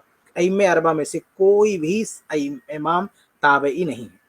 اب مفتی صاحب نے یہاں پہ جو اصل بات کہی ہے وہ یہ کہ آپ کس کا فہم لیں گے, وہ 1400 سال کے بعد کسی کا فہم لیں گے, یا جو پرانے ائمہ نے جو پرانے ائمہ کا جو فہم ہے وہ لیں گے. ارے بھائی, آپ کو پتا ہے کہ ہم لوگ اپنے آپ کو کیا کہتے ہیں؟ ہم لوگ اپنے آپ کو سلفی بھی کہتے ہیں. سلفی کا مطلب کیا ہوتا ہے پتا ہے؟ سلفی کا مطلب کیا ہوتا ہے؟ سلفی کا مطلب فہم سلف کے پابند. یہ جو آپ کہہ رہے ہو نا, یہ تو بات کہ آپ ائمہ اربعہ کی بات کر رہے ہو. ارے ہم تو کہتے ہیں صحابہ کا فہم ملتا ہے تو سب سے مقدم کرنا ہے. آپ 1400 سال کے بعد آپ کہہ رہے ہو کہ آپ یہ تاثر دے رہے ہو عوام کو کہ یہ لوگ کسی اہل حدیث کے فہم پہ چلتے ہیں یا کسی انجینئر کے فہم پہ چلتے ہیں. نہیں, اہل حدیث یہ ہو سکتا ہے کوئی جو اہل حدیث سے تعلق نہ رکھتا ہو, اس کا یہ مسلک ہو, اس کا یہ منہج ہو, جو کسی آج کے لوگوں کے فہم پہ چلتا ہے. لیکن ہمارا جو منہج ہے, ہمارا جو مسلک ہے, ہمارا جو ماننا ہے, ہماری جو آئیڈیالوجی ہے وہ یہ فہم سلف, اتباع الدلیل بے فہم سلف. ہم دلیل کی پیروی کرتے ہیں سلف کے فہم کے مطابق. ہم ائمہ اربعہ کی بات بھی چھوڑ دیں گے, چاروں ائمہ کا کسی مسئلے پہ اتفاق بھی ہو تو بھی چھوڑ دیں گے, اگر صحابہ رضی اللہ عنہم کا मसला सहाबा रज़ियल्लाहु का फहम उसके खिलाफ मिलता है। मैं आपको मिसाल भी दे दूं, मिसाल तो रमजान चला, रमजान ही से मतलब मिसाल देता हूँ। रमजान में जो मुर्जिया है, दूध पिलाने वाली औरत, जो हामिला है, यानी हमल से कोई औरत है, तो इसके बारे में चारों अइम्मा की तरफ बात क्या मंसूब है कि ये लोग बाद में क्या करेंगे, रोजों की कज़ा करेंगे, बाद में रोजों की कज़ा करेंगे। जबकि सहाबे कराम से आसार क्या मिलते हैं, सहाबे कराम का फहम क्या है, सहाबे कराम का फतवा क्या है। अच्छा, इस बात को मैंने तलाक वाली किताब में लिखा है। तलाक वाली किताब में मैंने ऐसे 10 मसाइल बयान किए हैं जिस पर अइम्मे अरबा का इत्तेफाक है या मज़ाहिब अरबा का इत्तेफाक है, लेकिन हक उसके अलावा है। ऐसी मैंने कई मिसालें दी हैं, उसी में से ये मिसाल भी है कि सहाबे कराम का फहम हमारे सामने मौजूद है। वो कहते हैं कि जो मुर्जिया हो या हामिला हो, अब्दुल्लाह बिन अब्बास रज़ियल्लाहु तआला अन्हु, अब्दुल्लाह बिन मसूद रज़ियल्लाहु तआला अन्हु, ऐसे बात सहाबे कराम से ये चीज मनकुल है। ये हमारी किताब में आप देख सकते हैं डिटेल। तो सहाबे कराम का ये फहम और मुत्तफका फहम है, यानी उस फहम के बरखिलाफ किसी दूसरी सहाबी से कोई रवायत भी मौजूद नहीं है। इसलिए हम क्या कहते हैं, हम कहते हैं देखो, जब सहाबे कराम से फहम मिल गया ना, तो इस फहम के बरखिलाफ चाहे अइम्मे अरबा हो, चाहे बाद के उलमा हो, हम उनकी बाद के लोगों की फहम नहीं देंगे। भाई, जो सहाबा नबी के बराह रास्त शागिर्द है, जिन सहाबा ने अल्लाह के नबी सल्लल्लाहु अलैहि वसल्लम से पढ़ा है, उनके सामने बैठे हैं, उठे बैठे हैं, उनकी हदीसों को डायरेक्ट सुना है और उनसे दीन सीखा है, अगर वो दीन के बारे में कोई राय रखते हैं, कोई बात कहते हैं, कोई फहम रखते हैं, तो उसके खिलाफ क़यामत तक पैदा होने वाले बड़े से बड़ा इमाम हो, बड़े से बड़ा आलिम हो, लेकिन सहाबे कराम के फहम के खिलाफ अगर उसका फहम है, तो हम सहाबे कराम के फहम को मुकद्दम करते हैं। तो ये है, इसी वजह से हम अपने आप को सलफी भी कहते हैं। और जब हम अपने आप को अहले हदीस कहते हैं ना, तो अहले हदीस का मतलब ये है, कुरान को भी हदीस कहा जाता है, हदीस को भी हदीस, और सहाबा के जो आसार है ना, उनको भी हदीस कहा जाता है। तो जब हम अहलुल हदीस कहते हैं, इसलिए हमारा नाम अहले हदीस भी है, अहले असर भी है। तो अहले हदीस का मतलब कुरान वाले, हदीस वाले और सहाबे कराम के आसार वाले। तो अहले हदीस का ये मतलब होता है, अहले हदीस का मतलब नहीं कुरान और हदीस और समझ आज की, ना ना ना, कुरान हदीस और समझ भी सहाबे कराम की, फहम भी सहाबे कराम का। इसलिए दूसरा हमारा टाइटल क्या है, दूसरा हमारा नाम क्या है, सलफी। तो सलफी का मतलब क्या है, सहाबे कराम के फहम को, सहाबे कराम की राय को, सहाबे कराम के इज्तिहाद को हम मुकद्दम करते हैं बाद के तमाम लोगों के इज्तिहाद पे। आप अवाम को ये पट्टी पढ़ा रहे हो कि ये लोग 1400 साल के बाद का फहम लेते हैं और अइम्मे अरबा का फहम छोड़ देते हैं। हम कहते हैं हम सहाबे कराम का फहम लेते हैं और सहाबे कराम के बाद आने वालों के फहम को छोड़ देते हैं अगर सहाबे कराम के फहम के खिलाफ हो तो बहरहाल जो सच्ची बात है वो पेश करना है। अभी मैं आपके सामने ये कहूं कि जो है, इसी बात को पलट दूं कि ये मुफ्ती साहब की बात, 1400 साल के बाद मुफ्ती साहब का फहम ले रहे हो। हाँ, किसका फहम ले रहे हो आप? मुफ्ती साहब का फहम ले रहे हो या आप सहाबे कराम का फहम ले रहे हो? अब मुफ्ती साहब की बात कहां जाके एंड होती है? वो भी हदीस रसूल नहीं, वो भी कहते हैं इमाम अबू हनीफा, हालांकि वो 20 रकअत तरावी उनसे साबित भी नहीं है, फिर भी जबरदस्ती मंसूब किए जा रहे हैं कि इमाम अबू हनीफा रहमतुल्लाह की तरफ से। लेकिन अगर मान भी लें कि इमाम अबू हनीफा रहमतुल्लाह ने क्या कुछ कहा, तो इमाम अबू हनीफा रहमतुल्लाह की फहम को या उनकी बात को पेश करने वाले कौन है? आप हैं। तो अगर हम ये कहें, यानी अगर आपका अकीदा है कि इमाम अबू हनीफा रहमतुल्लाह की तर्जुमानी कर रहे हैं, तो अगर मैं ये कहूं कि ये मुफ्ती साहब, ये 1400 साल के बाद मुफ्ती साहब जो बता रहे हैं, तुम इनकी बात मान लो, तो इनकी तकलीद कर रहे हो, तो बताइए आप क्या कहेंगे कि आपकी तकलीद हो रही है या इमाम अबू हनीफा रहमतुल्लाह की तकलीद हो रही है? आप अगर कहें कि आप सिर्फ बताने वाले हैं, तकलीद आप इमाम अबू हनीफा रहमतुल्लाह की करा रहे हैं, तो भाई हम भी सिर्फ बताने वाले हैं, हम इत्तिबा अल्लाह के नबी के करवा रहे हैं और फहम सहाबे कराम का पेश कर रहे हैं। हम अहले हदीस ये नहीं कह रहे हमारे घर का फहम है, नहीं नहीं नहीं, हमारा ये मसलक नहीं। हमने तो भाई अपने नाम में बाकायदा अपना नाम, अपने आप को मौसूम कर रखा है सलफी से, यानी हमारा नाम, हमारा टाइटल, हमारा जो लक़ब है, वही चीख चीख कर बता रहा है कि हम फहम किसका लेते हैं, हम फहम सलफ का लेते हैं, हम फहम आज के लोगों का नहीं लेते हैं। तो आज के जो नौजवान या अहले हदीस या कोई भी हो, अगर वो अपना फहम पेश करता है और सलफ के फहम से टकराता है, तो उस फहम की हमारी नजर में कोई हैसियत नहीं है, उसकी हमारी नजर में कोई मकाम मर्तबा नहीं है। इसलिए ये गलत, लोगों के जहनों में ये गलत बात मत डालें कि आज के लोगों के फहम पे हम चले। नहीं, अरे हम तो आपसे भी एडवांस है, आपसे भी ऊपर हैं। आप तो जाके इमाम अरबा में से किसी इमाम पर रुक जाते हैं, हम उससे भी ऊपर उठते हैं। हम सहाबे कराम पर जाते हैं कि अल्लाह के नबी सल्लल्लाहु अलैहि वसल्लम के अल्फाज के जो मानी, हदीसों का जो मफहूम सहाबे कराम ने समझा, उससे बेहतर किसी की समझ नहीं हो सकती। तो इस रकात तरावी के बारे में, चूंकि सहाबे कराम का फहम, सहाबे कराम का अमल आईने की तरह बिल्कुल साफ है कि वो 11 रकात तरावी पढ़ते थे। 11 रकात तरावी से जायद पढ़ना किसी भी साहबी से साबित नहीं है, इसलिए हम कहते हैं उसी को मुकद्दम करेंगे बाद के सारे लोगों पर। जी, तुम इमाम शाफी को छोड़ रहे हो, तुम इमाम अबू हनीफा को छोड़ रहे हो, तुम इमाम मालिक को छोड़ रहे हो, تم احمد بن حنبل جیسے محدث اور فقی جو امام بخاری کے استاذوں میں ہیں ان کو چھوڑ کر فالو کس کو کر رہے ہو؟ انجینئر کو. اور تم کہہ رہے ہو ہم صرف قرآن و حدیث کو. نہیں نہیں نہیں مفتی صاحب نہیں, ان چاروں میں سے کسی کا بھی 20 رکعت تراویح کی تعلیم نہیں ہے. آپ کا مسئلہ ہے کہ آپ نے ان چاروں کو چھوڑ دیا ہے, آپ نے ان چاروں کو چھوڑ دیا اور صحابہ کرام کو بھی چھوڑ دیا ہے. اور ہمارا معاملہ کیا ہے کہ ہم صحابہ کرام رضی اللہ تعالیٰ عنہم کے موقف پر ہیں, ہم صحابہ کرام رضی اللہ تعالیٰ عنہم کے عمل پر ہیں, اور وہ عمل جو اللہ کے نبی صلی اللہ علیہ وسلم سے بھی ثابت ہے. تو ہم سنت رسول پر بھی عمل کر رہے ہیں اور سنت صحابہ پہ بھی عمل کر رہے ہیں, فہم صحابہ پہ بھی عمل کر رہے ہیں. آپ نے آج یعنی مفتی آج اپنے عوام سے آپ کریں, آپ کی عوام نے آپ جیسے لوگوں کی بات سن کے کس کو چھوڑ دیا ہے؟ صحابہ کو چھوڑ دیا ہے, اللہ کے نبی صلی اللہ علیہ وسلم کی واضح حدیث کو چھوڑ دیا ہے. اور اگر آپ فہم کی بات کریں تو آپ نے صحابہ کرام کے فہم کو چھوڑ دیا ہے. حتیٰ کہ ائمہ اربع جن کا آپ نام لے رہے ہیں, آپ الزام لگا رہے ہیں کہ ان لوگوں نے ائمہ اربع کو چھوڑ دیا. بھائی ائمہ اربع کا وہ ماننا ہی نہیں ہے. اگر وہ ماننا ہوتا بھی, اگر ائمہ اربع کی وہ رائے ہوتی بھی تو بھی صحابہ کے خلاف تھی تو ہم چھوڑ دیتے. آپ سمجھ رہے ہیں؟ تو ہم اپنی رائے کے مقابل میں ائمہ اربع کی رائے نہیں چھوڑتے ہیں, ہم صحابہ کرام رضی اللہ عنہم کے مقابلے میں ائمہ اربع کی رائے چھوڑتے ہیں. اگر صحابہ کے خلاف ائمہ اربع کی رائے ہے تو ہم صحابہ کی رائے کو لیں گے, ائمہ اربع کی رائے نہیں لیں گے.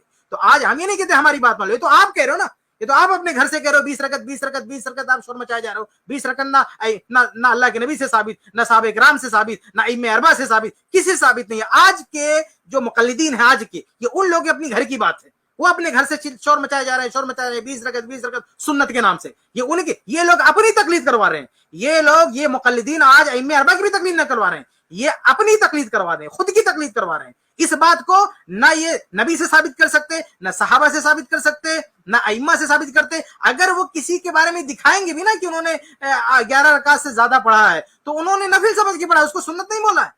انہوں نے سنت نہیں, ان کا اپنا اجتہاد تھا کہ چلو ہم زیادہ پڑھ لیتے ہیں. لیکن ہم کہتے ہیں اس اجتہاد سے بھی بہتر صحابہ کا اجتہاد ہے, اس اجتہاد سے بھی بہتر صحابہ کرام کا عمل ہے. اگر یہ 11 سے زیادہ پڑھنا یہ باعث خیر ہوتا تو صحابہ کا دور اس سے محروم نہیں رہتا. صحابہ کرام اس کو نہیں چھوڑتے, جن کی تربیت اللہ کے نبی صلی اللہ علیہ وسلم نے کی ہے. تو یہ بات اپنی ذہن سے نکال دیں کہ یہ کوئی آج کا اجتہاد ہے, کہ آج کا کوئی اہل حدیث اجتہاد کر رہا ہے, آج کا کوئی اہل حدیث فتویٰ دے رہا ہے. نہیں, اہل حدیث کی دعوت یہ ہے کہ صحابہ نے جو کیا ہے, صحابہ کرام کا جو فہم ہے, صحابہ کرام کا جو عمل ہے, اس کی طرف پلٹنا ہے, اسی کو اپنانا چاہیے. جی مانتے ہیں, ہم کسی اور چیز کو نہیں مانتے. تم قرآن و حدیث کو نہیں مانتے میرے بھائی, تم مقلد ہو, اندھے مقلد ہو. تم قرآن و حدیث کی اس تشریح کو مانتے ہو جو انجینئر کر رہا ہے, اس تشریح کو نہیں مانتے جو احمد بن حنبل کر رہے ہیں, جو ابو حنیفہ کر رہے ہیں, جو امام مالک کر رہے ہیں, جو امام شافعی کر رہے ہیں. یہ بڑے بڑے تابعین, تبع تابعین, مجتہدین جن کو پوری امت نے فالو کیا ہے. تو 8 رکعت کی جو موطا, نہیں یہ مفتی طارق مسعود صاحب کے فالوور ہیں, یہ اندھی تقلید کر رہے ہیں مفتی صاحب کی. یہ حدیث کی وہ تشریح لے رہے ہیں جو مفتی صاحب کر رہے ہیں, وہ تشریح نہیں لے رہے ہیں جو صحابہ کرام کر رہے ہیں یا ائمہ اربع کر رہے ہیں. ائمہ اربع نے بھی وہ تشریح نہیں کی جو مفتی صاحب کر رہے ہیں. ائمہ اربع سے بھی ثابت نہیں کر سکتے, اور تو اور ہے. تو بھائی یہ کہہ رہے ہیں کہ آج کوئی تشریح کر رہا ہے, آج کوئی تشریح نہیں کر رہا ہے. یہ صحابہ کرام رضی اللہ تعالیٰ عنہ کی تشریح ہے, یہ ان کا فہم ہے, یہ ان کا عمل ہے. تو اس طرح سے آپ بات گھمائیے نہیں, لوگوں کو کنفیوز نہ کریں. لوگوں سے یہ نہ کہیں کہ بھائی یہ آج کے ان لوگوں کو ماننے, نہیں, یہ لوگ اپنی بات نہیں کر رہے ہیں, ان کا اپنا اجتہاد نہیں ہے. یہ صحابہ کرام کا اجتہاد کر لیں, صحابہ کرام کا عمل ہے, صحابہ کرام کا اسوہ ہے, صحابہ کرام کی سنت ہے. تو صحابہ کرام کی سنت اگر ہمارے پاس آ گئی, اللہ کے نبی صلی اللہ علیہ وسلم کی حدیث بھی اس کے خلاف نہیں ہے, تو حدیث رسول اور سنت صحابہ جس پر متفق ہے, سب ایک ہی بات ہے. تو اس کے مقابل کسی کی بھی بات آئے گی تو ہم اسے دیوار پہ مار دیں گے. حالانکہ کسی کی بات بھی ثابت ہی نہیں ہے, جو کچھ ہے ان کا اپنا اختیار ہے. لیکن ائمہ اربع یا کسی بھی مستند امام سے یہ ثابت نہیں ہے کہ 20 رکعت تراویح سنت ہے, وہی ہم کو کہنا ہے. یہ آج کے مقلدین, چاہے وہ حنابلہ ہو, چاہے وہ حنفیہ ہو, یہ آج کے مقلدین شور مچا رہے ہیں 20. یہ سارا شور شرابہ آج کے لوگوں کا ہے. ورنہ پرانے لوگوں نے 8 سے زیادہ پڑھا ہوگا, لیکن یہ شور نہیں کیا ہے, یہ دعویٰ نہیں کیا ہے. انہوں نے یہ دعویٰ نہیں کیا کہ یہی سنت رسول ہے. انہوں نے اپنے حساب سے سمجھا, انہوں نے خود کہا یہ بھائی ہماری سمجھ ہے. تو بھائی آپ کی سمجھ ہے, آپ اپنے پاس رکھو, لیکن ہمیں صحابہ کرام کی سمجھ زیادہ پیاری ہے. ہم صحابہ کرام کی سمجھ سے آگے نہیں بڑھنا چاہتے. آپ کو بڑھنا, آپ بڑھو. تو ہمارا جو 20 رکعت تراویح اور 8 رکعت تراویح کے مسئلے میں مسئلہ ہمارے اجتہاد کا نہیں ہے, بلکہ صحابہ کرام کے عمل کا ہے, ان کی سنت کا ہے. تو ہم ان کی سنت پہ چلتے ہیں. جی امام مالک کی حدیث ہے, اس 8 رکعت پہ امام مالک نے فتویٰ نہیں دیا. کیوں؟ اس لیے کہ وہ حدیث مضطرب ہے, اس میں راوی ایک بیان پہ ٹکتا نہیں ہے, کہیں 20 بیان کرتا ہے, کہیں 8. جب راوی کے بیان میں تضاد ہو تو حدیث مضطرب ہونے کی وجہ سے رد ہو جاتی ہے. اور میں آخری بات کر کے بیان کو ختم کرتا ہوں, یہ جو تراویح کا صاحب کس نے کہا کہ مضطرب حدیث ہے, وہ کس نے کہا؟ امام مالک رحمہ اللہ نے کہا. امام مالک کے حوالے سے میں ابھی آپ کو بتا چکا ہوں کہ امام مالک رحمہ اللہ نے اس حدیث کی روایت کیا ہے. اس حدیث کی سند آپ دیکھیں, اتنی صاف ستھری, اتنی مضبوط اس کی سند ہے کہ امام جو ہے عمر ابن الخطاب رضی اللہ تعالیٰ عنہ سے روایت کرنے والے کون ہیں؟ صائب رضی اللہ تعالیٰ عنہ, جو صحابی ہیں. اور ان سے روایت کرنے والے کون ہیں؟ محمد بن یوسف رحمہ اللہ, جو بالاتفاق سے کراوی ہیں. کسی بھی ائمہ جرح و تعدیل میں سے کسی بھی امام نے کوئی جرح نہیں کی ہے. اور ان سے روایت کرنے والے امام مالک رحمہ اللہ. کس کو اس طرح ہوا بھائی؟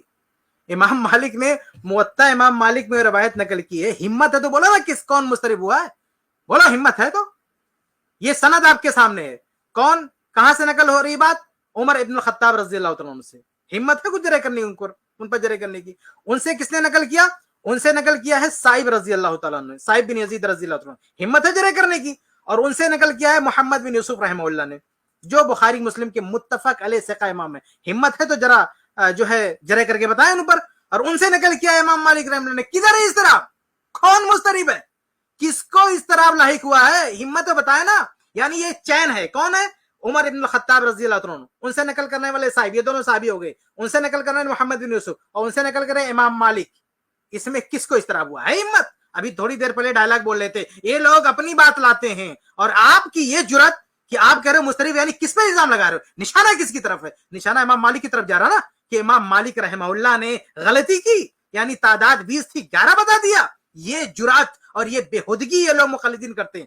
امام مالک رحمہ اللہ پر بلا وجہ ان پہ کیچڑ اٹھالتے ہیں, بلا وجہ ان کو غلط ٹھہراتے ہیں. حالانکہ امام مالک رحمہ اللہ 11 کی تعداد نقل کرنے میں اکیلے نہیں ہیں. یہ آپ ذرا شجرہ دیکھ سکتے ہیں سند کا, کہ امام مالک رحمہ اللہ کے ساتھ ساتھ جو ہے 6 روات ہیں جنہوں نے 11 کی تعداد نقل کی. وہ ایک بندہ صرف ہے جس سے منقول صرف ہے 21 رکعت, وہ ثابت بھی نہیں ہے. باقی 7 روات امام مالک کے سمیت امام مالک سمیت 7, یعنی امام مالک کے ساتھ 6 روات ہیں جو بالکل متفق ہیں کہ 11 رکعت ہے. اس میں سے ایک راوی نے عشاء کی سنتیں بھی شامل کر لی ہیں, باقی سب متفق ہیں 11. اس کے باوجود یعنی امام مالک تنہا بھی نہیں ہے, امام مالک کے ساتھ ثقہ روات کی ایک تعداد ہے, اور سب مل کے کہہ رہے ہیں 11. اور یہ لوگ اتنی بڑی جرات کر رہے ہیں, اتنی ہمت کر رہے ہیں, کہتے ہیں امام مالک جو ہے اضطراب کے شکار ہو گئے. یہ مضطرب کا لفظ تو آپ نے بول دیا, لیکن یہ اضطراب کون ہے؟ کون ہے جو ٹکتا نہیں ایک بات پر؟ بتائیں تو کون؟ ہمت ہو تو بتائیں. یہ چین آپ کے سامنے ہے. عمر رضی اللہ تعالیٰ عنہ کیا یہ اضطراب کے شکار یہ نہیں ٹکے اس بات پہ؟ ان کے یہ صائب رضی اللہ تعالیٰ عنہ صحابی ہیں, کیا وہ اپنی بات پہ نہیں ٹکے؟ یا ان سے روایت کرنے والے محمد بن یوسف, کیا انہوں نے 2 طرح کی بات کی ہے؟ ان سے روایت کرنے والے امام مالک, کیا انہوں نے 2 طرح کی بات کی؟ کس نے 2 طرح کی بات کی؟ سند آپ کے سامنے. ہمت ہے تو نام بتاؤ, تب لوگ جانیں گے نا کہ کس کو آپ جو ہے الزام لگا رہے ہو. ابھی تھوڑی دیر پہلے بہت جو ہے گن گا رہے تھے, ائمہ کو مانتے, ائمہ کو مانتے, اور یہ مجال کہ کیچڑ اٹھا دیا امام مالک رحمہ اللہ پہ, جس میں وہ اکیلے بھی نہیں ہے. یہی ہے تمہاری کتابوں میں, آپ کی کتابوں میں یہی لکھا ہوا نا کہ امام مالک رحمہ اللہ نے جو تعداد بیان کی وہ غلط ہے, یہ اس کی حیثیت ہے. تو کھل کے بولو نا کہ امام مالک رحمہ اللہ غلط ہے. ہمت ہے تو بول کے بتاؤ کہ امام مالک رحمہ اللہ نے غلطی کی ہے. تو ابھی ہم آپ کو بتاتے ہیں کہ وہ غلط ہے کہ کون غلط ہے. تو بہرحال امام مالک رحمہ اللہ پر یہ سراسر الزام ہے. انہوں نے یہ دعویٰ تو کر دیا کہ مضطرب ہے, راوی ٹکتا نہیں ہے. کون راوی جو ٹکتا نہیں ہے؟ یہ سارے راوی آپ کے سامنے, کون ٹکتا نہیں ہے؟ اتنے بڑے بڑے روات ہیں, اور آپ جو ہے کہتے ہیں نا جو ہے ابھی کیا بتاؤں, ابھی بات مثال جو ہے تھوڑا سا غلط ہو جائے گی, بہت عجیب و غریب الفاظ آ رہے ہیں زبان پہ, کہ اتنی بڑی جرات آپ کریں امام مالک رحمہ اللہ کو غلط کریں, وہ بھی بغیر دلیل کے. ارے بھائی ہم تو کہتے ہیں کہ اللہ کے نبی صلی اللہ علیہ وسلم کی حدیث کے برخلاف اگر کسی نے کچھ بیان کر دیا تو ہم کہتے ہیں نبی صلی اللہ علیہ وسلم کی حدیث کو مقدم کریں, صحابہ کرام کی رائے کو مقدم کریں. یہاں بلا وجہ آپ امام مالک رحمہ اللہ پہ الزام لگا رہے ہیں بغیر دلیل کے, بغیر ثبوت کے, بے سر پہ کی بات کہ ان سے جو ہے اضطراب ہو گیا. وہ ایک کہتے ہیں راوی ٹکتا نہیں ایک بیان پہ. کون راوی نہیں ٹکتا؟ نام تو بتاؤ.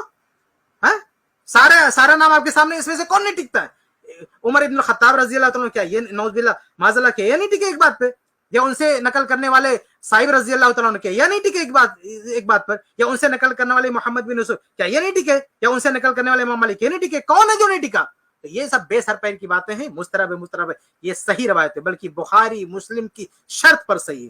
جس چین سے یہ روایت موطا میں موجود ہے ٹھیک اسی چین سے بخاری مسلم میں کئی حدیثیں موجود ہیں. یہ آپ جو ہماری کتاب ہے مسنون رکعت تراویح, اس میں آپ جو ہے اس کی تفصیل مزید دیکھ سکتے ہیں. لفظ ہے یہ 8 رکعتوں پہ فٹ ہی نہیں بیٹھتا ہے. اس کا بھی میں جواب سوال کر رہا ہوں لیکن کوئی جواب نہیں دے رہا. دیکھو اپنی مرضی کے سوال بنا کے جواب دے دیا کرو تو لوگ واہ واہ کریں گے. آپ میرے ساتھ یہ ہو رہا ہے, میں جو بیانات میں اعتراض کرتا ہوں نا اس کا جواب نہیں مجھے ملتا, خود سے اعتراض بنا کے کیا کر دیا جاتا ہے جواب. جیسے میں نے بتایا تھا کہ حرم میں 4 مصلے تھے, حنفی مالکی شافی حنبلی 4 مصلے تھے نا کئی سو سال تک, جو کہ نہیں ہونے چاہیے, ایک ہی ہونا چاہیے تھا مصلی. تو لوگوں نے اعتراض کیا 4 مصلے تھے حرم میں, یہ دیکھو کتنا غلط, یہ حنفی مالکی ایسے ہوتے ہیں. تو میرا سوال یہ تھا کہ 5واں کیوں نہیں تھا اس وقت؟ اس کا مطلب 5واں فرقہ وجود میں آیا ہی نہیں تھا, وہ اب پیدا ہوا ہے. وہ ٹھیک ہے 4 غلط تھے. مفتی صاحب نے بڑی پیاری بات کی کہ حرم میں 4 مصلے تھے, 5واں کیوں نہیں تھا؟ ٹھیک ہے, اچھا ان 4 سے پہلے کیا تھا؟ یعنی یہ جو چاروں ائمہ کی طرف منسوب جو مصلے بنے تھے, ان سے پہلے کیا تھا؟ حرم میں کتنے مصلے تھے؟ اس سے پہلے کون تھا؟ تو آپ یہ کہہ رہے ہیں کہ یعنی بعد میں کوئی چیز بنی جو ختم, خود کہہ بھی رہے ہیں کہ ختم ہونا چاہیے, بعد میں کوئی چیز بنی وہ اس کو دلیل بنا رہے ہیں. اس سے پہلے کیا تھا اور ابھی بھی کیا ہے؟ تو اس سے پہلے ایک ہی مصلی تھا, ایک ہی امام تھا. اب آپ کہہ رہے ہیں کہ 5واں کیوں نہ؟ ارے یار جس جماعت کو, جماعت اہل حدیث کو 4 برداشت نہیں ہے, وہ اور 5 کیسے کریں گے؟ ہاں, یہ تو وہی بات ہوئی نا کہ کہیں کھڈا کھودا ہوا ہے تو کہا جائے کہ اس کو پاٹو, تو کہنے کہ بھئی وہ 5واں کھڈا آپ کا کہاں ہے؟ ارے بھئی ہم تو کھڈا پاٹنے کی بات کر رہے ہیں, آپ کہہ رہے ہیں کہ اور کھود کے 5واں کھڈا بھی بنا دے, یعنی 4 کھڈے کھودے ہوئے, 5واں بھی کھود کے کر دے اس میں. ہاں بھئی 4 جگہ گندگی لگی ہوئی ہے, اس کو صاف کرنے کا طریقہ ہے کیا اور گندگی بٹھا دو وہاں پہ, یعنی ایک اور مسئلہ بنا دے وہاں پہ. بھئی اہل حدیث تو کہتے ہیں کہ اگر امام احمد بن حنبل رحمہ اللہ کو فالو کرنے والا اگر مشرک نہیں ہے, حنبلی کوئی امام ہے, ٹھیک ہے کوئی دقت نہیں, وہ اس کو امام بنا دو, لیکن یہ اور مسئلے نہیں ہونے چاہیے. کسی بھی مسلک کا, کسی بھی فرقے کا کوئی عالم اگر مسئلے پہ کھڑا ہو جاتا ہے وہ کافی تھا. تو اہل حدیث کو کوئی الگ سے مسئلہ بنانے کی ضرورت نہیں ہے. اہل حدیث کا تو یہی کہنا تھا کہ نبی کے زمانے میں ایک ہی مسئلہ تھا. ارے بھئی اہل حدیث کا کہنا یہ ہے کہ یہ مطلب حنفی شافعی مالکی تو جانے دیں, ارے اگر کوئی ظالم, کوئی فاسق فاجر بھی کھڑا ہو جاتا, ہاں کوئی فاسق شخص, کوئی غلط آدمی بھی کھڑا ہو جاتا, اگر وہ کافر نہیں ہوتا, اگر وہ مشرک نہیں ہوتا, تو کتنا بھی بگڑا ہوا شخص ہو, اگر وہ مسئلے پہ کھڑا ہو جاتا تو بھی اہل حدیث کہتے دوسرا امام مت کھڑا کرو. اگر اس کے پاس پاور ہے, یہ قبضہ کر کے بیٹھا ہوا ہے, رہن دو, لیکن دوسرا مت کھڑا کرو. تو اہل حدیث 5واں کیوں کھڑا کرے گا بھائی؟ اہل حدیث تو جو لوگ تھے ان سے بھی مطلب گیا گزرا بھی شخص ہو تو بھی اہل حدیث کی یہ دعوت ہے ہی نہیں کہ جو ہے کسی اور کو لا کے وہاں پہ کھڑا کر دیں. تو اہل حدیث تو دیکھیں اگر ان 4 میں کوئی کرپٹ بھی ہوگا اور کوئی ٹھیک ہوگا تو اہل حدیث اس کے پیچھے نماز پڑھ لے گا. تو اہل حدیث کیوں جا کے جو ہے 4 مسئلے کرے گا؟ تو اہل حدیث کی دعوت یہ ہے کہ ایک ہی مسئلہ اللہ کے نبی صلی اللہ علیہ وسلم کے دور میں تھا, صحابہ کے کرام کے صحابہ رضی اللہ عنہ کے دور میں تھا, وہی ایک مسئلہ ہونا چاہیے. جب اہل حدیث 4 کو برداشت نہیں کر رہا تو بھیا 5واں کیسے کھڑا کرے گا وہ؟ تو یہ کہہ رہے ہیں نہیں 5واں بتاؤ اہل حدیث کا, 5واں کیوں بتائے گا؟ کیا اہل حدیث نے, آپ مسئلے کی بات کرتے ہیں, ہم کہتے ہیں اہل حدیث نے کوئی فقہ بھی مرتب نہیں کی اپنی, کیونکہ اہل حدیث کیا کہتے ہیں کہ صحابہ یعنی قرآن اور حدیث اور صحابہ کرام کے جو آثار ہیں, صحابہ کرام کے آثار یہی ہماری فقہ ہے, یہی فقہ اہل حدیث ہے. صحابہ کرام کے آثار, صحابہ کرام کے فتاوا, صحابہ کرام کا فہم, یہی. اس لیے آپ جیسے احناف کی ہے ہدایہ, مالکیہ کی مدونہ, حنابلہ کی مغنی, ایسے جو ہے مجموع شوافی کی, سب کی اپنی اپنی کتابیں فقہ کی, لیکن اہل حدیث نے ایسی کوئی فقہی کتاب مرتب نہیں کی ہے. مفتی صاحب تو یہ بھی دعوت دیتے ہیں نا کہ اہل حدیث کو اپنا کوئی فتاوا مرتب کر دینا چاہیے. بھئی اہل حدیث کہتے ہیں کہ یہ چاروں جو مرتب ہوئے ہیں, اہل حدیث کا کہنا ہے کہ اس طرح سے الگ الگ فقہ بھی نہیں مرتب ہونی چاہیے. ہاں صحابہ کرام کے آثار آپ ان کو جمع کرو, صحابہ کرام کے آثار کی روشنی میں اگر صحابہ کرام کا اجتہاد موجود ہے, فتویٰ موجود ہے, اسی فتوے کو آپ آگے بڑھاؤ. اگر کوئی نیا مسئلہ آتا ہے صحابہ کرام سے نہیں ملتا ہے, اس میں جو ہے آج اجتہاد کریں گے, کیونکہ فقہ حنفی میں بھی جو اجتہاد ہو چکے ہیں ایسا تھوڑی ہے کہ قیامت تک چلیں گے, اس میں بھی آج اجتہاد کرنے کی ضرورت ہے. تو صحابہ کرام کے اگر فتاوا ہیں, اگر کوئی کسی مسئلے میں اجتہاد کی ضرورت ہے تو اجتہاد کا دروازہ کھلا رہے گا, اجتہاد کا دروازہ بند نہیں کر سکتے. تو کہنے کا مطلب یہ ہے کہ اہل حدیث تو ان 4 کو برداشت کرنے کے قائل نہیں ہے کہ 4 مسئلہ ہو تو بھئی اس میں 5واں کیسے کھڑا کریں گے؟ تو عجیب و غریب سوال ہے. یہ بڑا ہی عجیب سوال ہے کہ پانچواں کیوں نہیں کھڑا کیا. ارے کیوں کھڑا کریں گے, ان کو چار نہیں برداشت ہے, آپ پانچواں کھڑا کرنے کی بات کر رہے ہیں.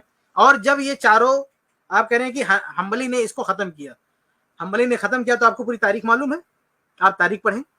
جب اس کو ختم کیا گیا تو گرچہ حنبلی نے ختم کیا, لیکن پہلی بار کسی حنبلی کو مسئلے پہ نہیں کھڑا کیا, کیونکہ اس طرح ختم ہو ہی نہیں سکتا تھا. آپ کہہ رہے ہیں کہ حنبلی نے ختم کیا, اہل حدیث اگر نہ ہوتے تو یہ چاروں مسئلہ ختم ہی نہیں ہو سکتا تھا.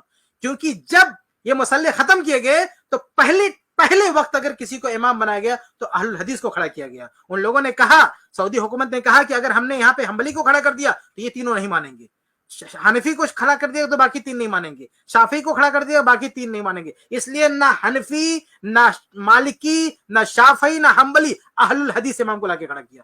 اہل الحدیث نے جو ہے وہاں پہ امامت کرائی. بعد میں ٹھیک ہے حنبلی آ گئی, کوئی دوسرا آ گیا, الگ بات ہے, لیکن جب چاروں مسئلے ختم ہوئے تھے تو ان کو کوئی امام نہیں مل رہا تھا. وہاں اہل حدیث کو کھڑا کیا گیا, ایک ایسے امام کو کھڑا کیا گیا جو کسی بھی فقہ سے جو ہے نسبت نہیں رکھتا تھا. تو آپ کہہ رہے ہیں کہ اہل حدیث نے کیوں نہیں بنایا, آپ کہہ رہے ہیں کہ حنبلی نے ختم کیا. اہل حدیث نہ ہوتے تو حنبلی کیسے ختم کرتا؟ ہم اہل حدیث کی برکت ہے, اہل حدیث کی وجہ سے تو یہ ختم کرنا آسان ہوا, ورنہ یہ کیسے ختم, یہ باقی ختم کرنے دیتے. حنبلی بولتے ہمارا امام رہے گا, یہ تینوں کاٹ ڈالتے, ختم کرنے دیتے. تو بھائی یہ تو اہل حدیث کی وجہ سے مسئلہ حل ہو گیا, چاروں شاند ہو گئے, چلو بھائی ہم میں سے کوئی نہیں رہے گا, چلو اہل حدیث ہے اس کے پیچھے نماز پڑھتے ہیں. تو یہ مسئلہ خلاصہ یہ ہے کہ یہ جو چار مسئلے تھے, چار مسئلے کے جب قائل ہی نہیں اہل حدیث تو پانچواں کیسے کھڑیں گے؟ جن کو چار نہیں برداشت ہے وہ پانچواں کیسے کھڑیں گے؟ ان کی تو دعوت یہی ہے کہ جیسے پہلے ایک مسئلہ تھا ویسے ہونا چاہیے, اور بعد میں جب موقع ملا یہ مسئلے ختم کیا جا رہے تھے تو انہوں نے آگے بڑھ کے امامت کروائی اور یہ ختم کیا گیا. تو آپ کہہ رہے ہیں کہ اہل حدیث جو ہے پانچواں کیوں نہیں کیا؟ بھائی اہل حدیث تو آ کے مسئلے پہ کھڑا ہوا, جب چاروں کو بھگایا گیا نا تو اہل حدیث آ کے کھڑا ہوا. اہل حدیث چاروں کے ساتھ پانچواں بنا کے نہیں کھڑا ہوا, چاروں کی جب وہاں پہ کہانی ختم ہوئی تب آ کے اہل حدیث کھڑا ہوا. کیونکہ اہل حدیث کیا مانتے تھے کہ بھئی ایک ہی مسئلہ ہونا چاہیے, اور آج اگر کوئی دوسرا آ کے کھڑا ہوتا تب بھی اہل حدیث کو کوئی اعتراض نہیں ہے, اگر مشرک نہیں ہے, کافر نہیں ہے, اہل حدیث کو کوئی اعتراض نہیں ہے کہ چلو ایک ہی مسئلہ ہونا چاہیے. ٹھیک ہے, آگے بڑھتے ہیں. لیکن اس غلط کو بھی صحیح ان چاروں میں سے ایک نہیں کیا ہے. سمجھ رہے ہیں کہ نہیں بھئی ایک امام ہونا چاہیے, چار الگ الگ جماعتیں نہیں ہونی چاہیے. لیکن اس کا مطلب 700 سال تک امت یہ سمجھتی رہی کہ اہل سنت والجماعت کے چار نمائندے ہیں, چار مکتب فکر, پانچواں کوئی تھا ہی نہیں, لہذا اس کا کوئی مسلح تھا ہی نہیں. تو سوال یہ تھا, لیکن جب سوال یہ پوچھا جائے تو ایسے جواب ملتا ہے کہ وہ سوال ہی پی جاتے ہیں. سوال یہ جواب یہ دیا کہ غلط ہو رہا تھا, یہ بدعت ہے, اور یہ بدعت ہے, یہ ناجائز ہے. تو ہم کب کہہ رہے ہیں کہ صحیح تھا بھائی وہ, لیکن یہ پوری دنیا میں نہیں ہو رہا تھا, یہ صرف حرم میں ہو رہا تھا. اور اس کو ختم بھی حنبلیوں نے کیا ہے کہ نہیں جی امام ایک ہونا چاہیے, سارے چاہے حنفی ہو شافعی ہو اس امام کے پیچھے نماز پڑھیں گے. سمجھ میں آ رہی ہے بات کہ نہیں آ رہی؟ تو سوال یہ تھا کہ 700 سال یا کہہ رہے ہیں کہ حنبلیوں نے ختم کیا, ٹھیک ہے ان کی کوشش تھی, لیکن امام کو نہ کے کھڑا ہوا. جب پہلی بار چاروں کو ہٹایا گیا تو کس کو آ کے کھڑا کیا گیا؟ اہل حدیث امام کو کھڑا کیا گیا. تو حنبلیوں نے کوشش کی, لیکن اہل حدیث ہی کی وجہ سے یہ معاملہ جو ہے ختم ہوئی, بدعت ختم ہوئی. تو اہل حدیث آ کے مسئلے پہ کھڑا ہوا, تب یہ جا کے چاروں مسئلے ختم ہوئے. سال تک امت کی نمائندگی ان چار مکاتب فکر نے کی ہے حرم میں, پانچویں نے کوئی اپلیکیشن بھی نہیں دی. اس کا مطلب پانچواں تھا ہی نہیں. اور جو آپ یہ مختلف الفاظ بیان کرتے ہو کہ اس کے لیے کیوں اپلیکیشن دے گا کوئی؟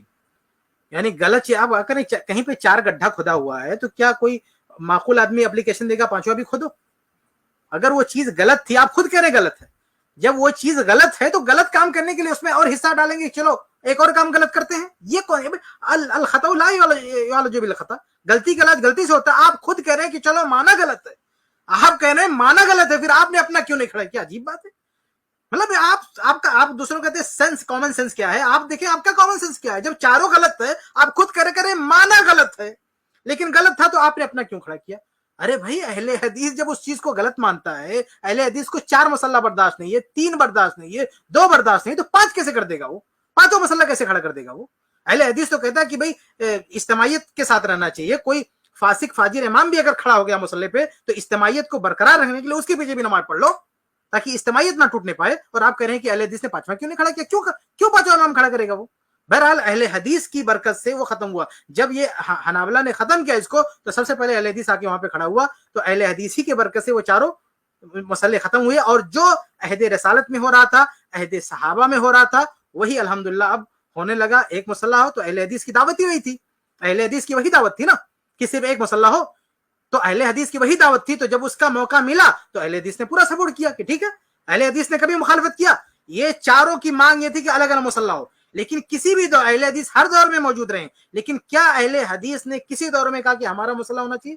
آپ اس کو اور الٹا جو ہے نگیٹو چیز بنا رہے ہیں کہ انہوں نے مطالبہ کیوں نہیں کیا, اپلیکیشن کیوں نہیں دیا. بھائی اہل حدیث جب اس کے خلاف ہوں گے تو کیوں اپلیکیشن دیں گے؟ اہل حدیث کا کہنا ہے کہ ایک ہی امام ہونا چاہیے, ایک ہی مسئلہ ہونا چاہیے, تو پانچویں مسئلے کے لیے کیوں اپلیکیشن دیں گے وہ؟ تو اللہ کے نبی کے دور میں, صحابہ کرام کے دور میں جو ہو رہا تھا ویسے ہونا چاہیے. تو جب ان چاروں کو ختم کیا گیا, اہل حدیث آ کے کھڑا ہوا نا مسئلے پہ, اہل حدیث آ کے کھڑا کیا, اس کو سپورٹ کیا. اہل حدیث نے یہ نہیں کہا کہ چاروں کو ختم نہیں ہونا چاہیے, اہل حدیث نے ساتھ دیا, ختم کرنے والوں کو ساتھ دیا. تو جو اہل حدیث یہ عقیدہ رکھتا ہو, یہ منہج رکھتا ہو کہ چاروں ختم ہونا چاہیے, اس سے آپ کیسے امید رکھتے ہیں کہ وہ اپلیکیشن دے گا کہ پانچواں مسئلہ بنا دو؟ جی آگے بڑھتے ہیں. امام احمد بن حنبل اہل حدیث تھے, فلاں میں اہل حدیث تھے. تو امام احمد بن حنبل اگر اس طرح کے اہل حدیث تھے تو پھر امام احمد بن حنبل کے فالوورز کو اہل حدیث کیوں نہیں کہا جاتا ہے, حنبلی کیوں کہا جاتا ہے؟ نہیں آ رہی بات میرا خیال. یہ ایسے ہی ہے جیسے جماعت المسلمین والے کہتے ہیں کہ ہم نبی کے دور سے ہیں, اور پھر بخاری میں دکھاتے ہیں جماعت المسلمین کے الفاظ. او بھائی یہ والی جماعت المسلمین نہیں تھی, یہ تو باقاعدہ آپ نے رجسٹر کروائی ہے 1975 میں. وہ جماعت المسلمین صحابہ کو جماعت المسلمین کہا گیا ہے. تو یہ جو اہل حدیث کا لفظ ہمیں دیکھیں جناب, پرانے وقتوں میں آپ کا کہنا یہ ہے کہ اہل حدیث, آپ نے پہلے کیا کہا کہ امام احمد بن حنبل رحم اللہ کے لوگ اہل حدیث مانتے ہیں, تو ان کے فالوور کو اہل حدیث کیوں نہیں مانتے؟ یہ تو وہی بات ہوگی نا. ہم یہ بھی کہہ سکتے ہیں کہ آپ لوگ امام حنیفہ رحمہ اللہ کی بات کرتے ہیں کہ آپ لوگ امام ابو حنیفہ رحمہ اللہ کے فالوور کو مقلد مانتے ہیں, تو امام ابو حنیفہ رحمہ اللہ کو مقلد کیوں نہیں مانتے؟ یعنی آپ کیا کہنا چاہتے ہیں کہ جیسا امام ویسا فالوور بھی ہو؟ یعنی امام اور فالوور کا جو امام جیسا ہوگا ویسا ٹھیک ویسے فالوور بھی ہوگا. یعنی اگر امام مجتہد ہے تو فالوور بھی مجتہد ہے, امام مقلد ہے, یعنی فالوور اگر مجتہد ہے تو امام بھی مجتہد ہے, فالوور اگر مقلد ہے تو امام بھی مقلد ہے. تو میں آپ سے پوچھتا ہوں کہ آپ لوگ امام حنیفہ رحمہ اللہ کے ماننے والوں کو مقلدین بولتے ہیں, سب کو کہتے ہیں مقلد, تو امام صاحب کو مقلد کیوں نہیں بولتے؟ امام حنیفہ رحمہ اللہ کو مقلد کیوں نہیں بولتے؟ اگر فالوور مقلد ہے تو امام حنیفہ رحمہ اللہ مقلد کیوں نہیں ہے؟ اگر آپ کہیں کہ نہیں وہ تو مجتہد تھے, تو ظاہر سی بات ہے وہی معاملہ ہمارا بھی ہے کہ امام احمد بن حنبل رحمہ اللہ کو اہل حدیث بولتے ہیں کیونکہ وہ مجتہد تھے, وہ کسی کی تقلید نہیں کرتے تھے. تو جب امام احمد بن حنبل رحمہ اللہ مجتہد ہیں, وہ کسی کے مقلد نہیں ہے, تو بھائی ان کو ہم کیسے جو ہے ان کے فالوور کو, اور ان کے جو فالوور ہیں ان کی تقلید کرتے ہیں, تو ان کی جو تقلید کریں گے ہم کیسے ان کو جو ہے اہل حدیث بول دیں گے؟ ہاں اگر کوئی شخص برائے نام نسبت رکھتا ہے, حنبلی کہتا ہے کوئی برائے نام, لیکن اس کا منہج, اس کا پورا طریقہ اہل الحدیث کا ہو, تو ہم کہیں گے وہ اہل حدیث ہے, بھلے اس کے نام کے ساتھ ایک نسبت جڑی ہوئی ہو کسی بھی وجہ سے. لیکن اگر اس کا عقیدہ منہج یہ ہے کہ ہم تقلید کے قائل نہیں ہیں اور ہم قرآن و حدیث کو مقدم کرتے ہیں, صحابہ کرام کے فہم کو مقدم کرتے ہیں, سلف کے فہم کو مقدم کرتے ہیں, عقیدے میں بھی اور فقہ میں بھی, دونوں میں بھی, عقیدے میں بھی اور فقہ میں بھی ہم سلف کے فہم کو مقدم کرتے ہیں. اگر کسی کا یہ عقیدہ ہو, اگر وہ اپنے آپ کو حنبلی کہے, شافعی کہے, کوئی بھی کہے, تو ہم کہیں گے اس نسبت کا کوئی مطلب نہیں ہے, اصل جو اس کا منہج ہے وہ اہل الحدیث ہے. لیکن اگر کوئی تقلید کرتا ہے تو بھلے وہ اپنے آپ کو امام احمد بن حنبل رحمہ اللہ سے جوڑے, ہم اسے اہل حدیث نہیں بول سکتے ہیں. اگر وہ مقلد ہے تو ہم اس کو اہل حدیث نہیں بول سکتے ہیں. تو امام احمد بن حنبل رحمہ اللہ اس میں کوئی شک نہیں کہ وہ اہل حدیث ہے. لیکن اگر ان کی طرف اپنے آپ کو منسوب کرنے والے اگر ان کے طریقے کے مطابق اہل الحدیث رہیں گے تو ہم کہیں گے اہل الحدیث, ورنہ ان کے فالوور کو ہم اہل حدیث نہیں کہیں گے. آپ امام حنیفہ رحمہ اللہ کے اپنے آپ کو فالوور سمجھتے ہیں, بریلوی کیوں کہتے ہیں بھائی؟ بریلوی حضرات کو کیوں نہیں آپ حنفی بولتے ہیں؟ بریلوی کیوں بولتے ہیں ان کو؟ وہ بریلوی کیسے ہو گئے؟ آپ دیوبندی کیسے ہو گئے؟ یہ پہلے تو سب حنفی تھے نا, یہ دیوبندی بریلوی کیسے آ گئے؟ یہ ہوگا نا کہ بھائی آپ کہیں گے ان کے بارے میں کہ انہوں نے امام حنیفہ رحمہ اللہ کی رائے سے الگ ہو گئے, اس لیے اب ان کو آپ نے الگ ٹائٹل دے دیا بریلوی, ان لوگوں نے آپ کو الگ ٹائٹل دے دیا دیوبندی. کیوں؟ کیونکہ دونوں کو لگ رہا نا کہ یہ دونوں, بریلوی کو لگ رہا ہے کہ دیوبندی حضرات امام حنیفہ رحمہ اللہ کی رائے سے ہٹک گئے, ٹائٹل بدل دیا. آپ کو لگ رہا ہے کہ وہ لوگ امام صاحب کی رائے سے ہٹک گئے, آپ نے ٹائٹل بدل دیا. تو ہم کو لگ رہا ہے کہ بہت سارے حنبلی جو تقلید کرتے ہیں وہ امام حنیفہ رحمہ اللہ کی رائے سے بھٹک گئے, تو ہم ان کو مقلد کہیں گے, ہم ان کو اہل حدیث نہیں کہیں گے. اور سب سے بڑی بات, جو بندہ خود نہیں کہتا کہ میں اہل حدیث ہوں, ہم کو کیا پڑی اس کو اہل حدیث بولنے کی؟ آپ کہتے ہیں آپ ان کو اہل حدیث کیوں نہیں بولتے؟ ہم کیوں اہل حدیث بولیں بھائی؟ اس کو وہی نام پسند ہے, ہم مقلد, ہم کائے زبردستی کو اہل حدیث بولیں گے؟ آپ کہو گے کہ میں مقلد ہوں, آپ کو مقلد کا نام پسند ہے, مجھے کیا پڑی کہ میں آپ کو اہل حدیث بولوں؟ تو آپ کہہ رہے ہیں کہ آپ ان کو اہل حدیث کیوں نہیں بولتے؟ ارے وہ خود اپنے آپ کو اہل حدیث نہیں بولتے. امام احمد بن حنبل رحمہ اللہ اہل الحدیث تھے, مجتہد تھے, اس میں کوئی شک نہیں, لیکن ان کی اور اب دیکھیں سارے ائمہ نے منع فرمایا, کہا کہ میری تقلید مت کرنا, کتاب و سنت سے جو بات ثابت ہو جائے اس کو لے لینا. تو یہ ان کا منہج تھا, یہ ان کا طریقہ تھا, وہ اہل الحدیث تھے. لیکن جب ان کے ماننے والے اس طریقے سے ہٹ جائیں گے, یعنی ان کے اندر اجتہاد کی صلاحیت ہوگی, پھر بھی اجتہاد نہیں کریں گے اور تقلید کے بندھن میں بندھے رہیں گے, تو ہم ان کو کیسے اہل حدیث بول دیں گے؟ جی ملتا ہے, یہ محدثین کے لیے ملتا ہے, یہ کسی مخصوص فرقے کے لیے نہیں ملتا. پھر بھی میں اہل حدیث کو اہل سنت میں داخل سمجھتا ہوں, میں پھر بھی ان کو نہیں کہتا کہ جہنم میں جائیں گے, لیکن میں کہتا ہوں کہ آپ کم از کم اس چند سو سال پہلے آپ پیدا ہوئے ہیں, آپ کی جماعت وجود میں آئی, ہم پھر بھی آپ کو گلے لگانے کے لیے تیار ہیں. اور کتنی چند سو سال پہلے, کتنی عجیب و غریب بات آپ نے کہی تھی کہ چند سو سال پہلے وجود میں آئے ہیں, پھر بھی آپ گلے لگانے کے لیے تیار ہیں. آپ کب سے وجود میں آئے بھائی؟ آپ کا تو ڈیٹ آف برتھ سب کے سامنے ہے کہ آپ کی نسبت جا کے ختم ہو جاتی ہے امام ابو حنیفہ رحمہ اللہ پہ, اور ہماری نسبت تو اللہ کے نبی صلی اللہ علیہ وسلم سے ہے, اور ہم کو آپ کہہ رہے ہیں کہ یہ مطلب 100 سال سے آئے ہیں, ہم کو آپ کہہ رہے ہیں. اور یہ جو اہل الحدیث کا جو آپ نے تشریح کی ہے نا, کہ جو اہل الحدیث جو کتابوں میں ملتا ہے اس سے مراد محدثین ہے, اس میں کوئی شک نہیں کہ محدثین کا بھی نام اہل الحدیث ہے, لیکن اہل الحدیث محدثین کے ساتھ ساتھ جو حدیث کے میدان میں ہیں ان کے ساتھ, یہ ابن تیمیہ رحمہ اللہ نے تشریح کر رکھی ہے, وہ 100 سال پہلے کے ہیں. ابن تیمیہ رحمہ اللہ نے اپنی کتابوں میں تشریح کر رکھی ہے, اس کے حوالے بھی آپ کو دیے جا سکتے ہیں, اور کسی بھی اہل حدیث عالم سے جا کے پوچھ لیں, آپ کو یہ سارے حوالے دے دے گا. بلکہ اہل حدیث علماء نے کتابیں لکھ رکھی ہیں, اہل حدیث کے نام پہ جتنی کتابیں لکھ رکھی ہیں جا کے ان کو پڑھیں. آپ دوسروں کو کہتے ہیں کہ ان کے پاس جواب نہیں, خود آپ کے پاس جواب نہیں ہے. آپ نے اہل حدیث کا مقدمہ, آپ نے اہل حدیث کا دعویٰ یا اہل حدیث کا جو منہج ہے وہ اہل حدیثوں سے نہیں لیا, اپنے گھر سے لیا, آپ نے اپنے گھر میں بیٹھ کے آپ نے طے کر لیا کہ اہل حدیث کا یہ مطلب ہوتا ہے. تو آپ ابن تیمیہ رحمہ اللہ سے آپ سنیں, ابن تیمیہ رحمہ اللہ خود کہتے ہیں کہ ہم اہل حدیث سے مراد صرف محدثین کو نہیں لیتے ہیں, اہل حدیث سے مراد وہ بھی ہے جو تقلید نہیں کرتے ہیں اور قرآن و سنت پہ عمل کرتے ہیں, محدثین کے منہج پہ چلتے ہیں. جیسے محدثین کسی کے تقلید نہیں کرتے ہیں, متبعین ہوتے ہیں, ایسے ان کے منہج پہ چلنے والے, ان کے عقیدے پہ چلنے والے, ان کے طریقے پہ چلنے والے, یہ سارے لوگ اہل الحدیث ہیں. تو صرف اہل الحدیث وہی نہیں ہے جو حدیث کے میدان میں, بلکہ اہل الحدیث وہ بھی ہے جو ان کے مسلک پر ہے, ان کے منہج پر ہے, ان کے عقیدے پر ہے, وہ بھی اہل الحدیث ہے. تو یہ تشریح آپ کی ہے کہ آپ کہہ رہے ہیں کہ 100 سال پہلے یہ لوگ آئے ہیں. ارے بعد میں تو آپ آئے ہیں اسی ہندوستان میں. ابھی میں زید بھائی کی ایک ویڈیو دیکھ رہا تھا, ہو سکتا ہے اپلوڈ ہو گئی ہو یا ہوگی, اس میں زید بھائی نے ایک مسجد دکھائی ہے کہ وہ بہت پہلے, بہت پرانی ہندوستان میں بن چکی تھی. اب مجھے نہیں معلوم, میں نے اس کی کوئی ریسرچ نہیں کی ہے, لیکن زید بھائی سے میں ریکویسٹ کروں گا کہ اگر ان کے پاس اس کی ریسرچ ہے تو اس کو بتائیں, واضح کریں, اگر میں غلط ہوں تو کریکٹ کریں. کہ وہ میں نے جہاں تک سنا ایسا لگا کہ میں یہ سمجھا, مجھے تو یہ سمجھ میں آیا کہ وہ مسجد جو ہے جو سب سے پہلے بنائی گئی ہندوستان میں, اس وقت تو یہ تقلیدیوں کا کوئی وجود ہی نہیں تھا. تو وہ لوگ کس کو مانتے تھے, وہ کب کے تھے؟ تو ہندوستان میں کون پرانا, آپ پرانے ہیں کہ اہل حدیث پرانے ہیں؟ تو اہل حدیث کی مساجد تو کئی سو سال پہلے یہاں پہ موجود ہے. آپ کہہ رہے ہیں 100 سال پہلے, 100 سال, کئی سو سال پہلے اہل حدیث کا آثار یہاں پہ موجود ہے. اور آپ جو ہے وہی مطلب جاہلوں کی طرح سے جو الزام لگاتے ہیں, گھر میں بیٹھ کے کچھ بھی بول دیتے ہیں کہ 100 سال بعد یہ ہو لگا. اور آپ کی تاریخ کیا ہے؟ دیوبندی, آپ دیوبندی اپنے آپ کو کہتے ہیں نا, یہ دیوبندی کب سے آیا؟ آپ کریں گے, آپ تو حنفی بھی کہتے ہیں اور پھر کہتے ہیں دیوبندی. اگر آپ حنفی تھے, امام حنیفہ رحمہ اللہ کی طرف نسبت کرتے تو دیوبندی لانے کی کیا ضرورت تھی؟ یہ اپنے آپ کو دیوبندی بولنے کی کیا ضرورت تھی؟ یہ دیوبندی کب سے ہے بھائی؟ جب سے یہ جو آپ کا ادارہ بنا ہے تب سے یہ دیوبندی ہے. اس کا مطلب دیوبندی حضرات کا, بریلوی حضرات کا, امام حنیفہ رحمہ اللہ سے وہ تعلق نہیں ہے جو پہلے پرانے احناف کا تھا. بہرحال اگر آپ اوپر جائیں بھی تو آپ اینڈ ہو جائیں گے امام ابو حنیفہ رحمہ اللہ پر پہنچ کر. لیکن ہماری نسبت اللہ کے نبی صلی اللہ علیہ وسلم کی طرف ہے. ہماری نسبت کبھی ٹوٹ نہیں سکتی. ہمارا آخری سلسلہ وہیں پہ جا کے ختم ہوتا ہے, اللہ کے نبی صلی اللہ علیہ وسلم پر. اس لیے ہم نئے نہیں ہیں, ہم سب سے پرانے ہیں. ہم بات کرتے ہیں اللہ کے نبی صلی اللہ علیہ وسلم کی, اور ہم کہتے ہیں, ہم فہم کی بات کرتے ہیں صحابہ کرام کی. اسی لیے ہم سلفی کہتے ہیں. جو جماعت اپنے آپ کو سلفی کہے اس کو آپ نہیں کہتے, شرم نہیں آتی آپ کو؟ جو جماعت اپنا ٹائٹل رکھے کہ ہم سلفی ہیں, سلفی مطلب ہم اسلاف کو ماننے والے ہیں, ہم پرانے یعنی صحابہ کرام کو ماننے والے ہیں, اس جماعت کے بارے میں آپ کہتے ہیں کہ وہ نہیں ہے. شرم آنی چاہیے آپ کو اس طرح سے غلط باتیں لوگوں کے درمیان پھیلاتے ہوئے, کہ جو اپنا نام ہی میں شامل رکھے ہیں, اپنے لقب میں یہ بات شامل کر کے رکھیں کہ سلفی ہے, آپ ان کو 100 سال پرانا بولتے ہیں. اللہ آپ کو ہدایت دے. ہم صدیوں سے چلے آ رہے ہیں, آپ ہمیں کیا کر رہے ہو؟ آپ ہمیں گمراہ لوگوں میں داخل کر رہے ہو. تو اسلام بہت پہلے بر صغیر میں آیا ہے, جس شکل میں آیا ہے وہی شکل ٹھیک ہے. बात की चीजों पर एतमाद नहीं होता हमें। तो मैं एक बात करके, इस्लाम सबसे पहले बर्र सगीर में आया तो हनफी शक्ल में आया था।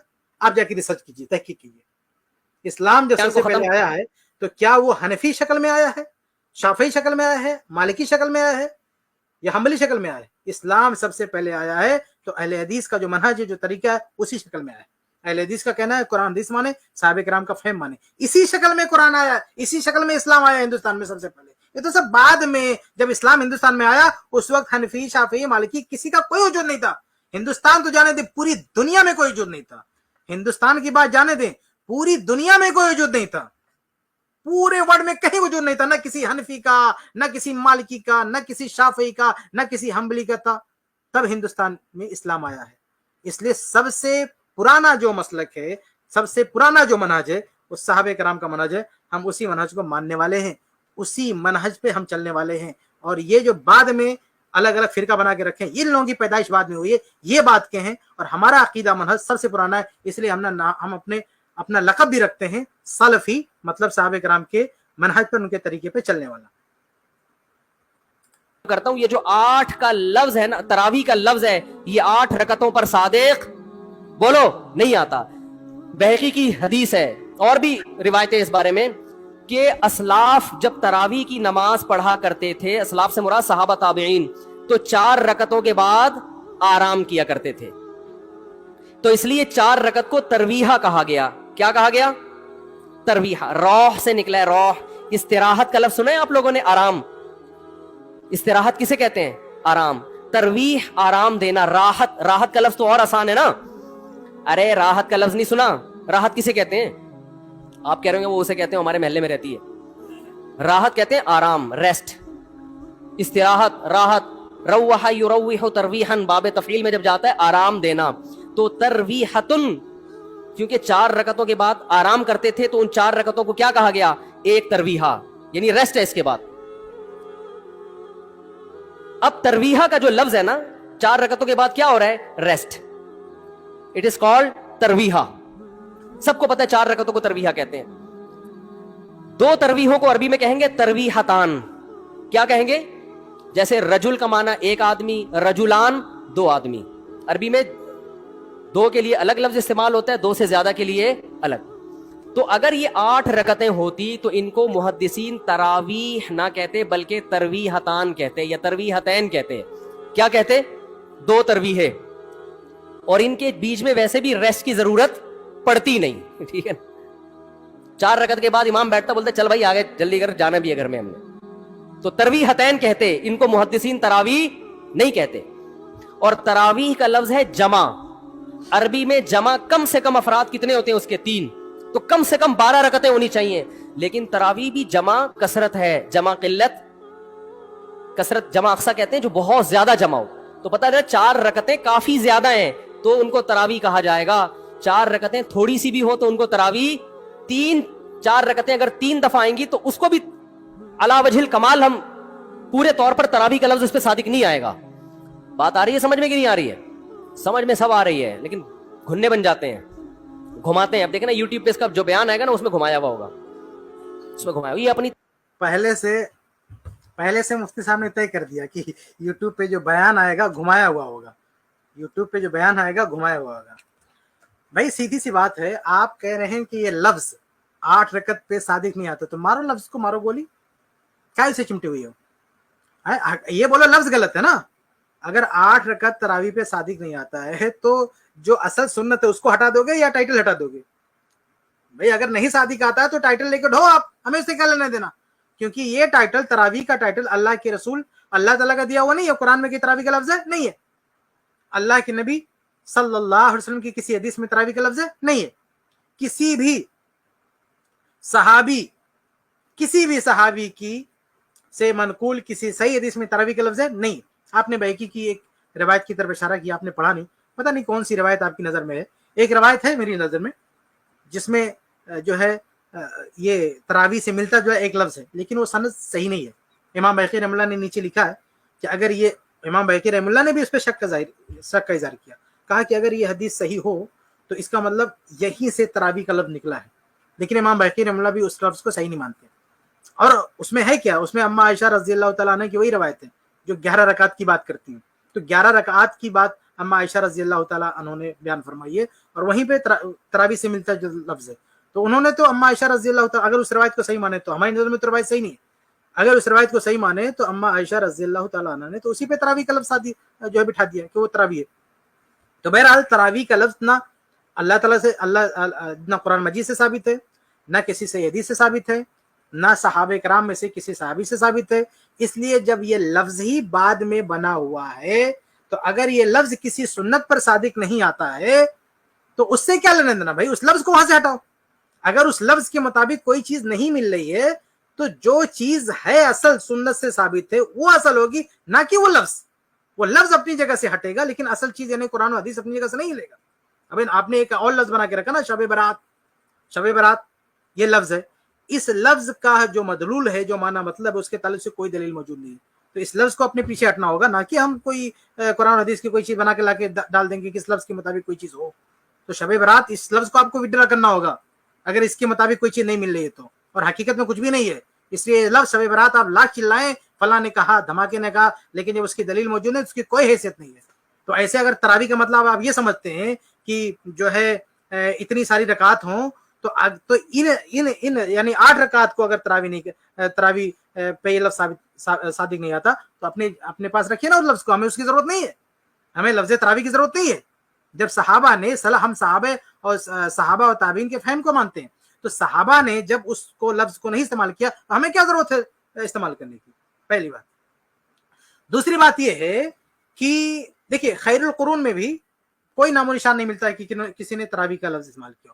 آپ کہہ رہے ہیں کہ بہت ساری رکعات پہ تراویح کا لفظ استعمال ہوگا, تو بھائی جن لوگوں نے 20 نہیں 20 سے بھی زیادہ پڑھی ہے, 20 نہیں 20 سے بھی زیادہ, 40 پڑھی ہے لوگوں نے, 36 پڑھی ہے لوگوں نے, بہت بڑی تعداد میں رکعتیں پڑھی ہے, تو ان لوگوں نے ان رکعات پہ تراویح کا لفظ استعمال کیا, تو آپ نے 20 پہ کہاں سے لا کے فٹ کر دیا.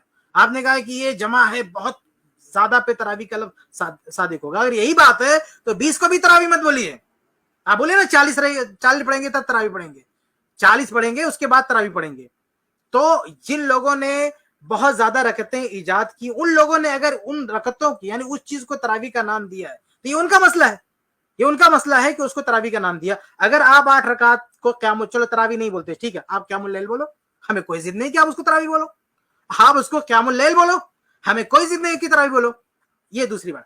تیسری بات یہ ہے کہ اگر ترویح جو آپ کہہ رہے ہیں کہ 4 رکعت پڑھ کے آرام کرتے تھے, اگر کوئی آرام نہ کرے 4 رکعت پڑھنے کے بعد اگر کوئی آرام نہ کرے تو کیا کہیں گے, وہ تراویح نہیں ہے؟ آپ مجھے یہ بتائیں مفتی صاحب, آپ فتویٰ دیں کہ اگر کوئی بندہ, آپ کہتے ہیں کہ تراویح کا لفظ صادق نہیں آئے گا, ٹھیک ہے, آپ کہتے ہیں کیونکہ تراویح میں 8 رکعت 11 رکعت میں بار بار آدمی آرام نہیں کر رہا. ہم کہتے ہیں کہ 20 رکعت بھی اگر کوئی پڑھ رہا ہے اور وہ ہر 4 رکعت پہ آرام نہیں کر رہا ہے, مستقل یعنی کنٹینیو پڑھتے جا رہا, تو آپ یہ بتائیے کہ کیا اسے تراویح بولیں گے یا نہیں بولیں گے؟ اس نماز کا کیا نام رکھیں گے؟ کیا اس کوئی اور نماز کا نام رکھ دیں گے؟ دیکھیے امام احمد بن حنبل رحمہ اللہ سے یہ پوچھا گیا مسائل ابی داؤد, امام ابو داؤد رحمہ اللہ جو ان کے شاگرد ہیں, ان کی کتاب ہے مسائل ابی داؤد, اس میں انہوں نے پوچھا, وہ کہتے ہیں کہ سمیت احمد, میں نے امام احمد بن حنبل رحمہ اللہ سے سنا کہ سئل عن قوم صلوا فی رمضان 5 تراویح, کہ ہم نے یعنی میں نے سنا کہ امام احمد بن حنبل رحمہ اللہ سے پوچھا گیا کہ کچھ لوگ جو 5 تراویح پڑھتے ہیں یعنی 5 چوک 20 رکعت پڑھتے ہیں یعنی 5 بار آرام کرتے ہیں, تو 5 بار آرام کرتے ہیں, تو 5 بار یعنی 4 پڑھنے کے بعد آرام کرتے ہیں, یعنی 5 تراویح پڑھتے ہیں, لیکن لم یتروح بینہم, لیکن وہ یعنی پڑھتے یعنی تراویح کا نام دیا اس کو, لیکن بیچ میں وہ آرام نہیں کرتے ہیں. قال اللہ باس کا کوئی حرج کی بات نہیں.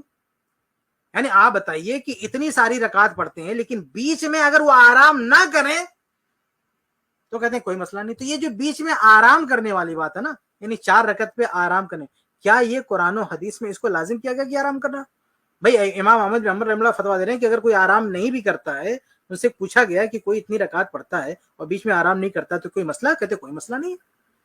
تو آپ دیکھیں کہ وہ نہ رکعت یعنی وہ شخص جو 20 رکعت پڑھ رہا ہے, ہم 8 کی بات نہیں کر رہے ہیں, ہم کہہ رہے ہیں جو 20 رکعت پڑھ رہا ہے اگر وہ بیچ میں آرام نہ کرے تو کیا اس کی نماز تراویح نہیں ہے؟ کیا اس کو آپ تراویح نہیں کہیں گے؟ اور آگے بڑھیں، ایک اور چیز، یہ جو ہماری کتاب ہے مسنون رکعت تراویح، اس میں ہم نے صفحہ نمبر جو ہے 383 اس پہ میں نے اس شبہے کا جواب دے رکھا ہے. یہ جو آپ نے اٹھایا نا لفظ تراویح، اس میں ہم نے یہ تفصیل دے رکھی ہے کہ اگر مان بھی لیں کہ نہیں جو ہے تراویح ہر حال میں بولنا ہی بولنا ہے، تو جو 11 رکعت پڑھتے ہیں ان پر بھی تراویح کا لفظ صادق ہو سکتا ہے اگر وہ 4 رکعت کے بعد تھوڑا رکتے ہیں. کہ آپ نے کہا کہ جمع میں کم سے کم 3 ہونا چاہیے، بھئی یہ کس نے بتا دیا آپ کو جمع میں کم سے کم 3 ہونا چاہیے؟ اگر 2 ہے، کوئی چیز 2 ہے تو اس پہ بھی جمع کا لفظ آتا ہے. اس پہ بہت ساری تفصیل آپ کو ملے گی میری کتاب میں، لیکن میں صرف ایک مسئلے کی طرف اشارہ کروں گا. سورہ نساء کی آیت نمبر 11 ہے. اللہ تعالیٰ فرماتا ہے فَإِن لَّمْ يَكُن لَّهُ وَلَدٌ وَوَرِثَهُ أَبْوَاهُ فَلِأُمِّهِ الثُّلُثُ فَإِن كَانَ لَهُ إِخْوَةٌ فَلِأُمِّهِ السُّدُسُ. اللہ تعالیٰ یہ فرماتا ہے کہ اگر کسی مرنے والے کے بھائی ہوں، اخوہ مرنے والے کے بھائی ہوں، تو ماں کا حصہ کتنا؟ 1/6. اب مفتی صاحب مجھے آپ فتویٰ دیجئے کہ ایک آدمی مر گیا، یہاں پہ جمع کا لفظ ہے، اخوہ جمع کا لفظ ہے، کہ اگر مرنے والے کے بھائی ہوں گے تو مرنے والے کی ماں کا حصہ کتنا؟ 1/6. اب اگر مرنے والے کے 2 بھائی ہوں، 2، تو ان کی والدہ کا کتنا حصہ ہوگا؟ کیا 1/6 نہیں ہوگا؟ یعنی ایک آدمی مر گیا اور اس کے اولاد نہیں ہے، ایک آدمی مر گیا اس کی اولاد نہیں ہے. یہ صفحہ نمبر ہماری کتاب میں صفحہ نمبر 384 پہ آپ دیکھیے لاسٹ میں، بلکہ یہ 385 پہ کہ اگر کوئی آدمی فوت ہو گیا اور اس کی اولاد نہیں ہے، اس کی والدہ ہے، اس کی ممی ہے، اس کی والدہ ہے، اس کی بیوی ہے اور اس کے 2 بھائی ہیں، تو آپ بتائیے اس کیس میں والدہ کا حصہ کتنا ہوگا؟ میرے خیال سے کسی بھی چاروں مذہب میں کسی سے بھی جا کے پوچھیں گے، چاروں مذاہب میں اہل حدیث سے یا حنفی سے کسی بھی مفتی سے پوچھیں گے تو وہ کہے گا کہ والدہ کا حصہ 1/6. تو قرآن میں اخوہ کا جمع ہے، تو 2 کے ہونے کی وجہ سے آپ 1/6 حصہ کیسے دیں گے؟ تو پتہ چلا کہ 2 پہ بھی جمع کا اطلاق ہوتا ہے. تو اگر 4 تراویح پڑھ کے کوئی آرام کرتا ہے، پھر 4 پڑھ کے کوئی آرام کرتا ہے، تو اس کو بھی تراویح کہا جائے گا. سمجھ رہے؟ اس کو بھی تراویح کہا جائے گا کیونکہ 2 بار آرام کیا گیا، 2 پہ بھی جمع کا اطلاق ہوتا ہے. اور ایک بات یہ ہے، میں نے ابھی کہا تھوڑی دیر پہلے کہ اگر کوئی 2 پہ بھی نہیں رکتا ہے، یعنی مطلب آرام ہی نہیں کرتا، صرف سے مسلسل پڑھتے جاتا ہے، تو بھی آپ یہ نہیں کہہ سکتے کہ جو ہے وہ تراویح نہیں پڑھ رہا ہے. اور آپ نہ بھی کہیں تب بھی کوئی مسئلہ نہیں، تراویح نہ بولے، قیام رمضان تو بولیں گے نا آپ اس کو قیام رمضان تو بولیں گے نا، تراویح نہ بولیں کوئی دقت نہیں. تو یہ جو لفظ سے آپ نے ثابت کرنے کی کوشش کی ہے، اس کی کوئی حیثیت نہیں. اس لفظ سے اگر بہت زیادہ یعنی اگر آپ کی بات مان بھی لیں، حالانکہ میں نے قرآن سے مثال دے دیا کہ 2 پہ بھی جمع کا اطلاق ہوتا ہے، جمع کا لفظ ہے، جیسے اخوہ آیا ہے 2 پہ، لیکن چلو اگر ہم آپ کی بات مان بھی لیتے ہیں کہ 2 پہ جمع نہیں کہہ سکتے، تو زیادہ بات کیا ہوگی؟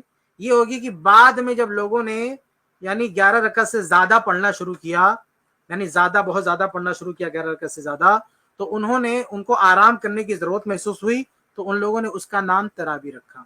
تو یہ وہی نماز ہے جس کی اصل 11 ہے، بعد میں جب اس میں اضافہ کیا گیا تو اس اضافے کی وجہ سے یہ ٹائٹل بنا. تو جب بعد میں اس کا کسی وجہ سے اس کا ٹائٹل بنا، تو اب اس پوری نماز کو جو اصل نام قیام رمضان تھا، اس کا نام لوگوں نے تراویح رکھ دیا. تو یہ لوگوں کا جو دیا ہوا نام ہے، اس نام سے مسئلہ ثابت نہیں ہوتا، اس نام سے شرعی مسئلہ ثابت نہیں ہوتا. تو بہرحال خلاصہ یہ کہ یہ جو لفظ تراویح سے آپ نے ثابت کرنے کی کوشش کی ہے اور آپ سمجھتے ہیں کسی نے اس کا جواب نہیں دیا، آپ اہل حدیث کی کوئی بھی کتاب اٹھا کے دیکھیں، میرے خیال سے ہر کتاب میں اس چیز کی وضاحت موجود ہے کہ لفظ تراویح سے جو ہے یہ مسئلہ ثابت ہونے والا نہیں. آپ ہماری کتاب بھی دیکھ سکتے ہیں، اس میں بھی پوری تفصیل موجود ہے، میں نے تھوڑی سی وضاحت آپ کے سامنے رکھی ہے. آگے بڑھتے ہیں. زیادہ کے لیے الگ، وہ مجھے کہہ رہے تھے نا اس بحث میں، مال ہم پورے طور پر تراویح کا لفظ اس پہ صادق نہیں آئے گا. بات آ رہی ہے سمجھ میں کہ نہیں آ رہی ہے؟ سمجھ میں سب آ رہی ہے، لیکن گھننے بن جاتے ہیں، گھماتے ہیں. اب دیکھیں نا یوٹیوب پہ اس کا جو بیان ہے کہ مفتی صاحب آپ دلیل دو، جو دعویٰ کرے دلیل اس کے ذمے ہے. میں نے کہا دلیل اس کے ذمے اس وقت ہے جب سامنے والے دعوے کا انکار کرے. میں نے ستار بھائی کو میں نے کہا کہ ستار بھائی تم نے 1 لاکھ روپے لیے ہیں. ستار بھائی کہہ رہے ہیں نہیں، ہاں لیے ہیں. تو مجھے کیا ضرورت ہے میں گواہ پیش کروں کہ دلیل دوں؟ وہ مان رہا ہے, تو یہ سب مانتے ہیں. کون مان رہا ہے؟ یہ تو مفتی صاحب کہہ رہے ہیں, مفتی صاحب یہ کہہ رہے ہیں نا کہ سب مان رہے ہیں. کیا مان رہے ہیں بھائی؟ کہہ رہے ہیں ہمیں دلیل دینے کی ضرورت نہیں ہے. کیوں نہیں ضرورت؟ ہم یہ نہیں مانتے کہ تراویح کا لفظ قرآن میں ہے, ہم یہ نہیں مانتے کہ تراویح کا لفظ حدیث میں ہے, ہم یہ نہیں مانتے کہ تراویح کا لفظ کسی صحابی نے جو ہے استعمال کیا. اس لیے بعد کے لوگوں نے استعمال کیا ہے تو وہ جانے, ان کا کام جانے. ہم یہ نہیں مانتے کہ اگر حدیث میں قرآن میں استعمال ہوتا تراویح کا لفظ, اگر حدیث میں تراویح کا لفظ آیا ہوتا, اگر صحابہ کرام رضی اللہ تعالیٰ عنہم کے زبان پہ تراویح کا لفظ آیا ہوتا تو سب آپ یہ استدلال کرتے, تب اس طرح کی باتیں کرتے. لیکن اس طرح کی باتیں بعد کے لوگوں نے کی, اور بعد کے لوگوں نے پڑھا ہے 20, ہم کا انکار کرتے. بعد کے لوگوں نے 20 پڑھا ہے, 40 پڑھا ہے, اس سے زیادہ پڑھا ہے. تو جن لوگوں نے 40 پڑھا, 20 پڑھا, ان لوگوں نے تراویح کا نام دیا, تو اس سے ہم کو کیا لینے دینا. لیکن اللہ کے نبی نے یہ نام نہیں دیا ہے, صحابہ نے یہ نام دیا ہے. تو آپ یہ نا, آپ اگر یہ سمجھتے کہ سامنے والا تسلیم کر رہا ہے, سامنے والا یہ تسلیم کر رہا ہے کہ بعد کے لوگوں نے یہ نام دیا ہے. سامنے والا یہ تسلیم نہیں کر رہا ہے کہ اللہ اس کے رسول نے یہ نام دیا ہے یا صحابہ نے یہ نام دیا ہے. صحابہ کے اقوال میں, احادیث میں قیام کا لفظ آئے گا, صلاۃ اللیل, قیام اللیل, اس طرح کی باتیں آئیں گی. قیام کا لفظ آئے گی, خامہ کا لفظ آئے گا, صلاح کا لفظ آئے گا, صلاۃ اللیل کا لفظ آئے گا, لیکن تراویح کا لفظ نہیں آئے گا. تراویح کا لفظ یہ بعد کے لوگوں کا دیا ہوا ہے, اور بعد کے لوگوں نے یہ لفظ دیا ہے, اور بعد کے لوگوں نے جو ہے 20 رکعت تراویح کو بھی تراویح کہا ہے, 40 رکعت تراویح کو بھی تراویح کہا ہے. اور اگر بیچ میں ترویحہ نہیں ہوتا ہے, آپ کہہ رہے نا ترویحہ صادق نہیں آئے گا, ارے بھائی ابھی امام احمد بن حنبل رحمہ اللہ کا قول میں پیش کر چکا کہ اگر کوئی بیٹھتا ہی نہیں ہے, اگر کوئی آرام نہیں کرتا ہے, تو بھی اس کو جو ہے تراویح کا نام دیا جاتا ہے.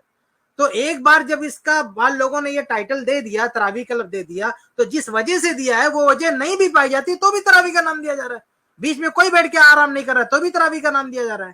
تو اگر 11 رکعت پہ اگر ہم مان بھی لیں کہ 11 رکعت پہ یہ لفظ ثابت نہیں آتا ہے, چونکہ اسی میں آپ نے بڑھا دیا رکعتیں, تو آپ نے اس کو تراویح بولا, اس لیے اس نماز کو بھی تراویح کہا جائے گا. جیسے 20 رکعت کو اگر کوئی بیچ میں نہیں بیٹھتا ہے, کنٹینیو پڑھتا ہے, تو کیا اس کا نام تراویح نہیں کہیں گے؟ تو اگر اس میں صرف چونکہ اس نماز کا نام علماء نے ٹائٹل دے دیا, تو اب اس کی رکعتیں گھٹائیں یا بڑھائیں, بیچ میں بیٹھیں یا نہ بیٹھیں, باہر صورت اس کا نام تراویح رہے گا. میں امام احمد بن حنبل رحمہ اللہ کا قول پیش کر چکا ہوں کہ اگر کوئی ترویحہ نہیں کرتا ہے, آرام نہیں کرتا ہے, تو بھی کوئی مسئلہ نہیں ہے, اور پھر اسی سوال و جواب میں اس کا نام تراویح رکھا گیا ہے. اور امام بخاری رحمہ اللہ, انہوں نے تو صلاۃ التراویح کا چیپٹر قائم کیا نا, اور رکعتیں کتنی بتائی ہیں؟ 11. تو امام بخاری رحمہ اللہ نے بھی 11 رکعت پہ تراویح کا لفظ کا اطلاق کیا ہے, 11 پہ. تو اب بعد کے لوگ کہتے رہے, آپ جو ہے فتویٰ دیتے رہے کہ تراویح کا لفظ ثابت نہیں آئے گا, یا آپ کی نظر میں ثابت نہیں آئے گا, امام بخاری کی نظر میں تو ہو گیا نا ثابت. امام بخاری, اور میں شروع میں کہہ چکا ہوں کہ امام بخاری رحمہ اللہ کو ابن حجر رحمہ اللہ نے کیا کہا؟ امام الدنیا فی فقہ الحدیث. تو جو پوری دنیا میں فقہ الحدیث کے امام ہیں, وہ 11 رکعات قیام اللیل کو تراویح کا نام دے رہے ہیں. اب آج کے 1400 سال کے بعد کا کوئی مفتی یہ کہیں گے تراویح کا لفظ صادق نہیں آتا ہے, وہ بولتا رہے, ہم کو کیا لینے دینا, وہ بولتا رہے. 1400 سال کے بعد کا کوئی مفتی بولتا ہے کہ 11 رکعات پہ تراویح کا لفظ صادق نہیں آتا, اس کے بولنے سے کیا فرق پڑتا ہے؟ اگر امام الدنیا فی فقہ الحدیث امام بخاری رحمہ اللہ نے تراویح کا لفظ بول دیا ہے 11 رکعات پہ, تو اس کے بولنے سے کیا فرق پڑتا ہے؟ تو بہرحال یہ دعویٰ کرنا کہ تراویح کا لفظ صادق نہیں آئے گا, یہ بیکار کی بات ہے. اور اپنے منہ میاں مٹھو بننا کہ سامنے والا مان رہا ہے, سب کچھ تسلیم کر رہا ہے, یہ آپ کی خوش فہمی ہے. کوئی تسلیم نہیں کر رہا ہے, یہ آپ کا دعویٰ یا آپ کا استدلال, یہ کوئی تسلیم نہیں کر رہا ہے. پوری صراحت کے ساتھ ہم کہہ چکے ہیں کہ یہ لفظ نہ قرآن میں, نہ حدیث میں ہے, نہ صحابہ کرام کے آثار میں. بعد کے لوگوں نے اس نماز کو یہ نام دیا ہے, اور بعد لوگوں نے یہ بھی کہا ہے کہ اگر اس میں تراویح نہیں ہوتا تو بھی صلاۃ التراویح کریں گے. 11 رکعات کو بھی جو ہے تراویح کہا ہے. اور کتنے سارے اقوال ہیں, آپ ہماری کتاب پڑھیں, جن ائمہ نے 11 رکعات کو اختیار کیا ہے, اس اختیار کرنے کے باوجود بھی اس کو تراویح کا نام دیا ہے. تو جب ائمہ نے اس پہ بھی تراویح کا اطلاق کیا ہے, تو آپ کون ہوتے 1400 سال کے بعد کہنے والے کہ نہیں اس کو تراویح نہیں کہیں گے؟ اور اگر نہیں کہے تو کہتے رہے, اگر آپ کو ٹائٹل چھیننا تو چھینتے رہے. ہم تو کہتے ہیں وہ قیام رمضان ہے, آپ تراویح نہ بھی بولے تو کوئی فرق پڑنے والا نہیں. بہرحال جو اصل نص ہے قرآن, اصل نص حدیث, صحابہ کرام کا اثر جو اصل دلیل ہے, اس میں 11 رکعات ثابت ہے. یہ نام سے کوئی مسئلہ ثابت نہیں ہوتا, اصل جو چیز ہے وہ موجود ہے وہاں پہ. جس نے بھی حدیث کی کتابیں پڑھی ان کو پتا ہے کہ ترویح کا لفظ اس لیے لکھا ہوا ہے اس میں. تو اسلاف سے مسجد نبوی میں, حرم میں एक रमजान हदीस भी की ऐसा किताब, बहुत बहुत अच्छी बात आपने कही कि हदीस की किताब में लिखा हुआ तरावी, हदीस की किताब में लिखा हुआ तरावी है। तो हदीस की किताब में अभी मैंने बताया ना कि सही बुखारी हदीस की किताब है। कुरान के बाद सबसे बड़ी हदीस की किताब कौन सी है? सही बुखारी। सही बुखारी में 11 रकअत पे तरावी का लफ्ज लिखा हुआ है। सही बुखारी में इमाम बुखारी रहमतुल्लाह ने 11 रकअत पे तरावी का लफ्ज लिखा हुआ है। जाके खोल के देखे सही बुखारी। और अगर सही बुखारी समझ में नहीं आ रही है तो आप मुअत्ता इमाम मोहम्मद खोल लें। मुअत्ता इमाम मोहम्मद में जहां क़याम रमजान का चैप्टर है, नीचे अल्लामा लखनवी ने क्या लिखा हुआ है? युसम्मा तरावी। इसका नाम, इस क़याम रमजान का नाम क्या है? तरावी। उसमें रकअत कितनी है? 11। उसमें रकअत कितनी है? 11। ये अल्लामा लखनवी उसको तरावी बोल रहे हैं, उसको तरावी का लफ्ज बोल रहे हैं। वो आप बड़े हैं, आप उनसे ज्यादा बड़े हैं, या जो है आप उनसे ज्यादा यानी फकाहत में और अरबी जुबान को समझने में आप अल्लामा लखनवी से भी बढ़ गए हैं। वो तो कह रहे हैं वो तरावी है। 11 रकअत को तरावी का नाम दिया उन्होंने। आप कौन होते कि नहीं इसको तरावी नहीं बोलेंगे? तो बहरहाल अइम्मा और मुहद्दिसीन जिस तरह से 11 रकअत से जायद जो लोग पढ़ते हैं उसको तरावी का नाम देते हैं, ऐसे ही अइम्मा मुहद्दिसीन फक़हा ने 11 रकात वालों, 11 रकात जो तरावी पढ़ी जाती है, 11 रकात जो क़यामुल लैल पढ़ी जाती है, उसको भी तरावी का नाम दिया है। इसलिए आप इस लफ्ज से कोई इस लफ्ज पे कोई इस्तेलाल खड़ा नहीं कर सकते। ऐसा नहीं गुजरा जब से हजरत उमर ने 20 रकतें शुरू कराई हैं कि 20 रकत से एक रकत भी कम हुई। ज्यादा तो हुई है, कम बोलो नहीं हुई। कैसे नहीं हुई भाई? वो असल सबूत ही नहीं है। 20 रकत सिरे से साबित ही नहीं है उमर इब्न खत्ताब रजी अल्लाह तआला अन्हु के दौर में, और आप कह रहे हैं कि उससे कम नहीं हुई है, 20 रकत से कम नहीं हुई। हालांकि उमर इब्न खत्ताब रजी अल्लाह तआला अन्हु ने जो रकात, जिस रकात पे लोगों को जमा किया वो 11 रकात है। और इसी तरह से कई हवाले आपके सामने रखे जा चुके। चलिए मैं कुछ और आपके सामने पेश कर देता हूँ। ये मेरी किताब में मौजूद है। ये सफा नंबर आप देखें। आप ये कह रहे हैं ना कि कभी आप इजमा की बोली बोल रहे हैं, आप ये दावा करना चाहते हैं कि इस पर इजमा हो चुका है। तो आइए मैं आपके सामने कुछ चीजें पेश करता हूँ। ये हमारी किताब है, सफा नंबर 286, 286।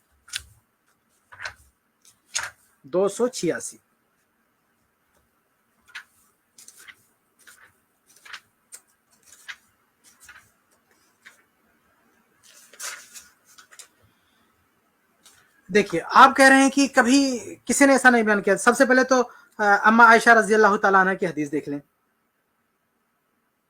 सही बुखारी की हदीस है। अम्मा आयशा रजी अल्लाह तआला अन्हा से जब पूछा गया, ये सफा नंबर 287, अम्मा आयशा रजी अल्लाह तआला अन्हा से जब सवाल किया गया तो उन्होंने भी 11 रकात बयान फरमाया। ये तो अम्मा आयशा रजी अल्लाह तआला सहाबा में, उनसे जब सवाल होता है तो 11 रकात बयान फरमाते। उसके बाद उमर फारूक रजी अल्लाह तआला को देखें, उन्होंने भी 11 रकात इख्तियार की है। और तमाम सहाबे कराम में से किसी ने भी इख्तलाफ नहीं किया। इसके अलावा इमाम मालिक रहमुल्लाह का कौल भी आपके सामने पेश किया जा चुका है कि उन्होंने भी 11 की तादाद जो है इख्तियार की है। इसके अलावा इमाम बुखारी रहमुल्लाह के बारे में बताया जा चुका कि 11 की जो है 11 रकात की रवायत दर्ज करते हैं और किताब सलात तरावी में।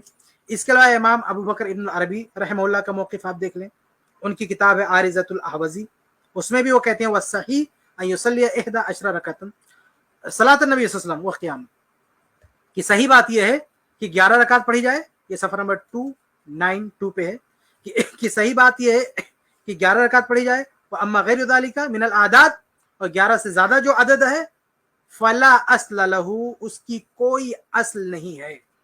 और इसी तरह से इमाम अबुल अब्बास अल-कुर्तुबी रहमहुल्लाह का मौक़िफ़ है, उनकी किताब है अल-मुफ़हिम, उसमें वो लिखते हैं वक़ाल कसीर मिन अहलिल इल्म, आप कहते हैं कोई नहीं, आप क्या कह रहे हैं कि कोई भी नहीं है। और इमाम कुर्तुबी क्या फरमाते हैं, वक़ाल कसीर मिन अहलिल इल्म, कहते हैं कि अहले इल्म की एक कसीर तादाद ने, एक बड़ी तादाद ने कहा है कि कितनी तादाद है, 11 रकअतन, कि 11 रकात। आप कहते हैं कोई नहीं है, या कह रहे कि बहुत सारे हैं जो 11 रकात कहते हैं। अखज़म बिहदीसी आयशा रज़ी अल्लाहु अन्हा, अम्मा आयशा रज़ी अल्लाह तआला अन्हा की जो हदीस है उस पे जो है अमल करते हुए। इसकी तरह बल्कि खुद जो हनफी उलमा हैं, अहनाफ हैं, उनमें से बहुत सारे लोगों ने इस बात को तस्लीम करके रखा है कि तरावी असल जो सुन्नत है अल्लाह के नबी सल्लल्लाहु अलैहि वसल्लम की, वो 11 रकात। हमारी इसी किताब में सफ़ा नंबर 293 से सफ़ा नंबर आप 297 देखेंगे, बड़ी तफसील है इसमें। सारे अहनाफ के नाम हमने गिना रखे हैं, ये हनफी उलमा है, ये सब ने इस बात को तस्लीम किया है کہ 11 رکعت ہی یہ سنت ہے اور 20 رکعت والی حدیث ضعیف ہے. اس لیے جو آپ نے یہ کہا نا کوئی نہیں، ایسا نہیں ہے. کثیر من اہل العلم، جن کو آپ کوئی نہیں بولتے نا، علماء کہتے ہیں وہ بہت سارے لوگ ہیں. یہ تو آپ کا دعویٰ ہے کہ کوئی نہیں ہے، لیکن جو اہل علم ہے وہ کہتے ہیں بہت سارے لوگ ہیں. اس لیے یہ آپ کا دعویٰ بے دلیل ہے، اس کی کوئی حیثیت نہیں. ٹھیک ہے، امت اتنی بڑی گمراہی پر 1400 سال سے جمع ہو گئی. تو میرے بھائی جو آپ سے قرآن و سنت کے نام پہ بات کرے نا، اسے بولے بھائی ٹھیک ہے میں قرآن و سنت ہی کو مانتا ہوں، مگر قرآن و سنت کی وہ تشریح جو ان مجتہدین نے کی ہے اس کو مانوں گا. جو 15ویں صدی کے مولوی کر رہے ہیں تشریح، میں اس کو بولو نہیں، چاہے وہ سعودی ہو. بالکل بالکل بالکل. دیکھیے آپ یہ کہنا چاہتے ہیں کہ قرآن و حدیث کو تو مانو، لیکن وہ جو 15ویں صدی کے مجتہدین تشریح کرے وہ مت مانو. ہم بھی کہتے ہیں مفتی صاحب کہاں کے 15ویں صدی کے، ان کی تشریح مت مانو. آپ کی بات کو آپ ہی بھی فٹ کرتا ہوں. آپ کہتے ہیں کہ 15ویں صدی کے مجتہدین کی بات مت مانو. اس بارے میں ہم آپ سے متفق ہیں کہ 15ویں صدی کے مجتہدین کی بات مت مانیں، چاہے وہ اجتہاد کرنے والا حنفی ہو چاہے اہل حدیث ہو. اب پیچھے جانا ہے، کہاں پیچھے جانا ہے؟ آپ کہتے ہیں ائمہ مجتہدین، آپ کہاں پیچھے لے جاتے ہیں؟ آپ لے جاتے ہیں امام حنیفہ رحمہ اللہ تک. ہم کہتے ہیں اور پیچھے لے جاؤ صحابہ کرام رضی اللہ عنہم تک. ہم کہتے ہیں اور پیچھے لے جاؤ عمر ابن الخطاب رضی اللہ تعالیٰ عنہ. آپ امام حنیفہ رحمہ اللہ پہ کیوں روک رہے ہیں؟ اگر ائمہ مجتہدین کی بات کرتے تو کیا صحابہ مجتہد نہیں تھے؟ کیا خلفائے راشدین مجتہدین نہیں تھے؟ تو اگر مجتہدین تک لے جانا ہے تو آپ پیچھے لے جاؤ. ہم تو بھائی آپ سے بھی پیچھے لے جاتے. آپ تو امام ابو حنیفہ رحمہ اللہ پر جا کے رک جاتے ہیں. ہم کہتے ہیں ان سے بھی اوپر جاؤ، اور اگر اجتہاد لینا ہے تو صحابہ کرام کا اجتہاد لو. صحابہ کرام کا متفق علیہ اجتہاد، وہ اجتہاد جس پر کسی کا کوئی اختلاف نہیں ہے، وہ لو. تو اگر صحابہ کرام کے ایسے اجتہادات ہیں جن سے کسی کا اختلاف ثابت نہیں ہے، ہم کہتے ہیں اس کو لو. تو یہ جو آپ کہہ رہے ہو کہ 15ویں صدی کا نہیں لینا ہے، چلو ہم اس میں آپ کے ساتھ ہو گئی. پھر کس کا لینا ہے؟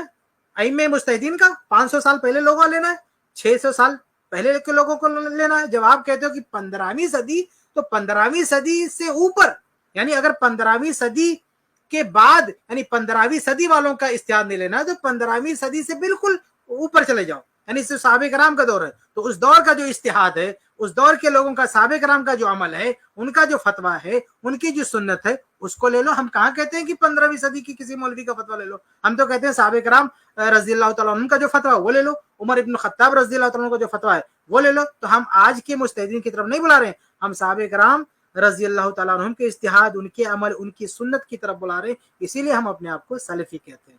تو آپ یہ لوگوں کو سکھا رہے ہیں نا کہ 15ویں صدی کے لوگوں کا اجتہاد مت لینا. ارے بھائی ہم تو اسی لیے اپنے لقب میں سلفی بولتے ہیں کہ ہم سلفی ہیں، تاکہ سب کو پتا چل جائے کہ ہم آج کے مجتہدین کا نہیں لیتے. ہم جو صحابہ کرام کے جو مجتہدین ہیں وہاں سے ہم اخذ کرتے ہیں، ان کے اجتہاد کو ہم ترجیح دیتے ہیں.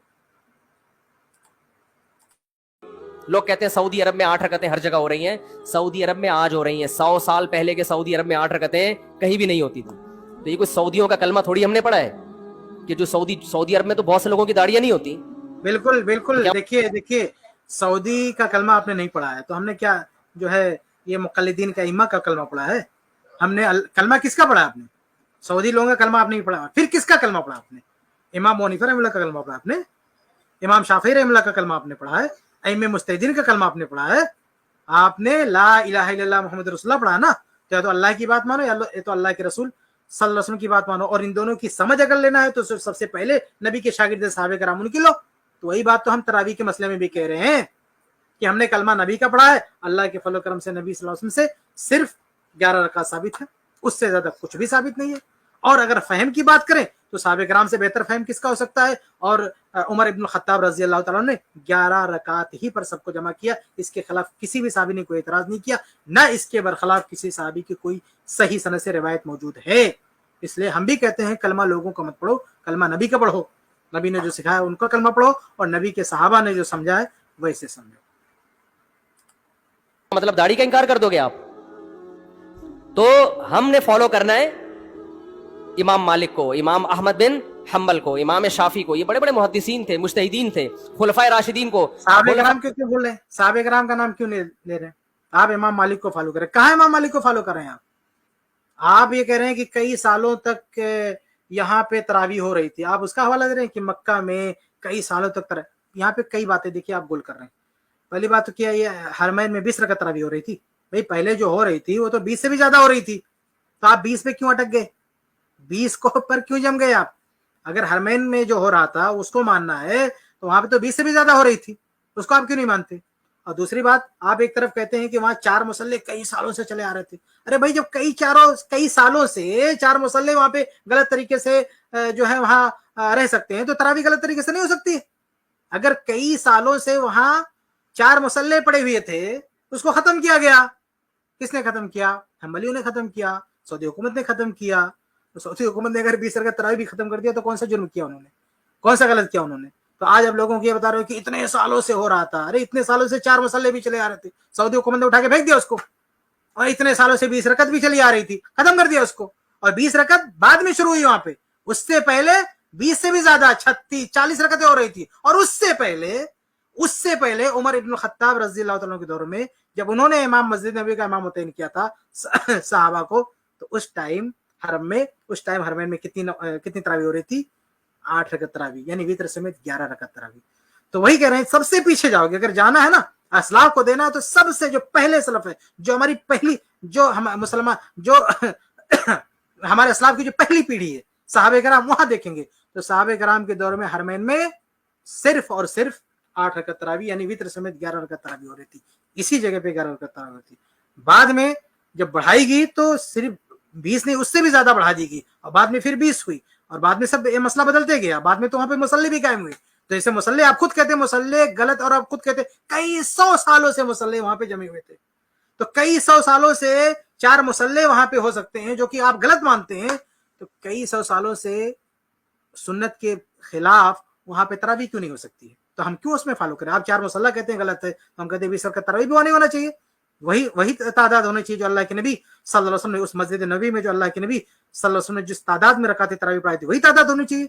उस मस्जिद नबी में उमर इब्न खत्ताब रज़ी अल्लाह तआला अन्हु के हुक्म से सहाबे कराम ने जिस तादाद में तरावी पढ़ाई थी, वही तादाद होनी चाहिए। हम कहते हैं उसी को बेहतर समझना चाहिए, उसी को अफजल समझना चाहिए। किसी को और पढ़ना, अपना इख्तियार हो जाए, अपने घर में पढ़े, लेकिन उस मरकजी जगह पर वही तादाद होनी चाहिए जो सुन्नत रसूल से साबित है, जो सहाबे कराम से साबित है। राशिदीन के दौर में कोई एक रिवायत दिखा दो 8 रकतों वाली, कोई एक रिवायत। हाँ, जो हजरत उमर से मुअत्ता में मनकूल है, उसका जवाब मैंने दे दिया। उसके अलावा कहीं दिखा दो कि बसरा में, कूफा में। आप कोई एक रवायत दिखा दो। आप कह रहे हैं कि मुअत्ता की जो रवायत है, जवाब दे चुके। क्या जवाब दिया आपने? आपने कहा मुस्तरब, यही कहा ना आपने। लेकिन ये इस्तिरहाब का शिकार कौन हुआ? हिम्मत तो बताओ, नाम लो। आपने जो जवाब दिया उसका जवाब मैं भी दे चुका हूं, और आप क्या कह रहे हैं कि कोई एक रवायत बताओ। आप ये कहना चाहते हैं ना कि उमर इब्नुल खत्ताब रज़ी अल्लाह तआला अन्हु के अलावा कहीं और, कूफा में, बसरा में, यमन में, यहाँ पे कहीं किसी और जगह आप कोई एक रवायत दिखा दो। अरे भाई, किसी और जगह आप 20 रकत भी दिखा दो। आप किसी जगह 20 का दावा दिखाओ। जब खलीफा से, जब मरकजी जगह से कानून पास हो गया, ये ऑर्डर आ गया कि 11 रकात पढ़ना है, ये कहां से ऑर्डर आया? ये कूफा से नहीं आया ऑर्डर। क्या आप कहोगे सिर्फ कूफा के लिए होगा? ये जहां पे सेंट्रल हुकूमत है, जहां पे मरकजी हुकूमत है, जहां पे खिलाफत है, उमर इब्न खत्ताब रज़ी अल्लाह अन्हु जो खलीफा है, वो ऑर्डर पास कर रहे हैं कि 11 रकात तरावी पढ़ाई जाए, तो जाहिर बात है उनका ऑर्डर सिर्फ मदीना के लिए रहेगा, उनका ऑर्डर पूरे आलम इस्लाम के लिए रहेगा। इसलिए अब आपकी जिम्मेदारी है कि कूफा में, बसरा में 20 रकत दिखाओ। आपको किसने बता दिया कि उमर इब्न खत्ताब रज़ी अल्लाह अन्हु ने जो हुक्म दिया था, वो उस हुक्म पे अमल सिर्फ मदीना में हो रहा था?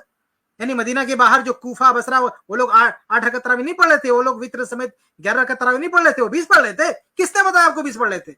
आप बड़े ही इत्मीनान के साथ और बहुत बड़ी खुशफहमी के साथ कह रहे हैं कि अरे भाई, उसके अलावा पूरे आलम इस्लाम में, कूफा में, बसरा में, फला में कितना हो रहा था। किधर दलील है? आप हवा में बात कर रहे हैं। कूफा, आप साबित कर दें कि उमर इब्न खत्ताब रज़ी अल्लाह तआला ने जब 11 रकात पढ़वाई, तो ऐन उसी वक्त दूसरे शहरों में 20 हो रही हो। ये कहां लिखा हुआ है? किस किताब में लिखा हुआ है? कौन सी रिवायत में मौजूद है? ये कहीं नहीं, सिर्फ आप हवा में बात कर रहे हैं। ये सिर्फ आप हवा में बात कर रहे हैं, इसलिए इसकी कोई हकीकत नहीं। सही बात यह है कि उमर इब्न खत्ताब रज़ी अल्लाह तआला ने जो हुक्म दिया था, उस मरकजी जगह पे हुक्म दिया था, ये खलीफा का हुक्म था, उनकी तालीम थी। अब बगैर दलील के कोई ये नहीं कह सकता कि फला स्टेट में इसके खिलाफ किया गया। अगर आप दावेदार हैं कि फला स्टेट में, फला जगह इसके खिलाफ हुआ, तो आपको सबूत देना पड़ेगा, वरना बाय डिफॉल्ट जो खलीफा का ऑर्डर था, जो हुक्म था, उसी के मुताबिक हम ये मानेंगे कि तमाम पूरे आलम इस्लाम उसी को फॉलो कर रहे थे। अगर उसके बरखिलाफ आपका दावा है कि किसी स्टेट में उसके खिलाफ हुआ, तो आप इसका सबूत पेश कीजिए। 8 रकतों से जमात से नमाज किसी ने पढ़ी हो तो नहीं है कुछ भी इसमें। تو اس لیے جو طریقہ صدیوں سے تواتر کے ساتھ چلا آ رہا ہے وہ کتنی رکعتوں کا ہے؟ 20 رکعتوں کا.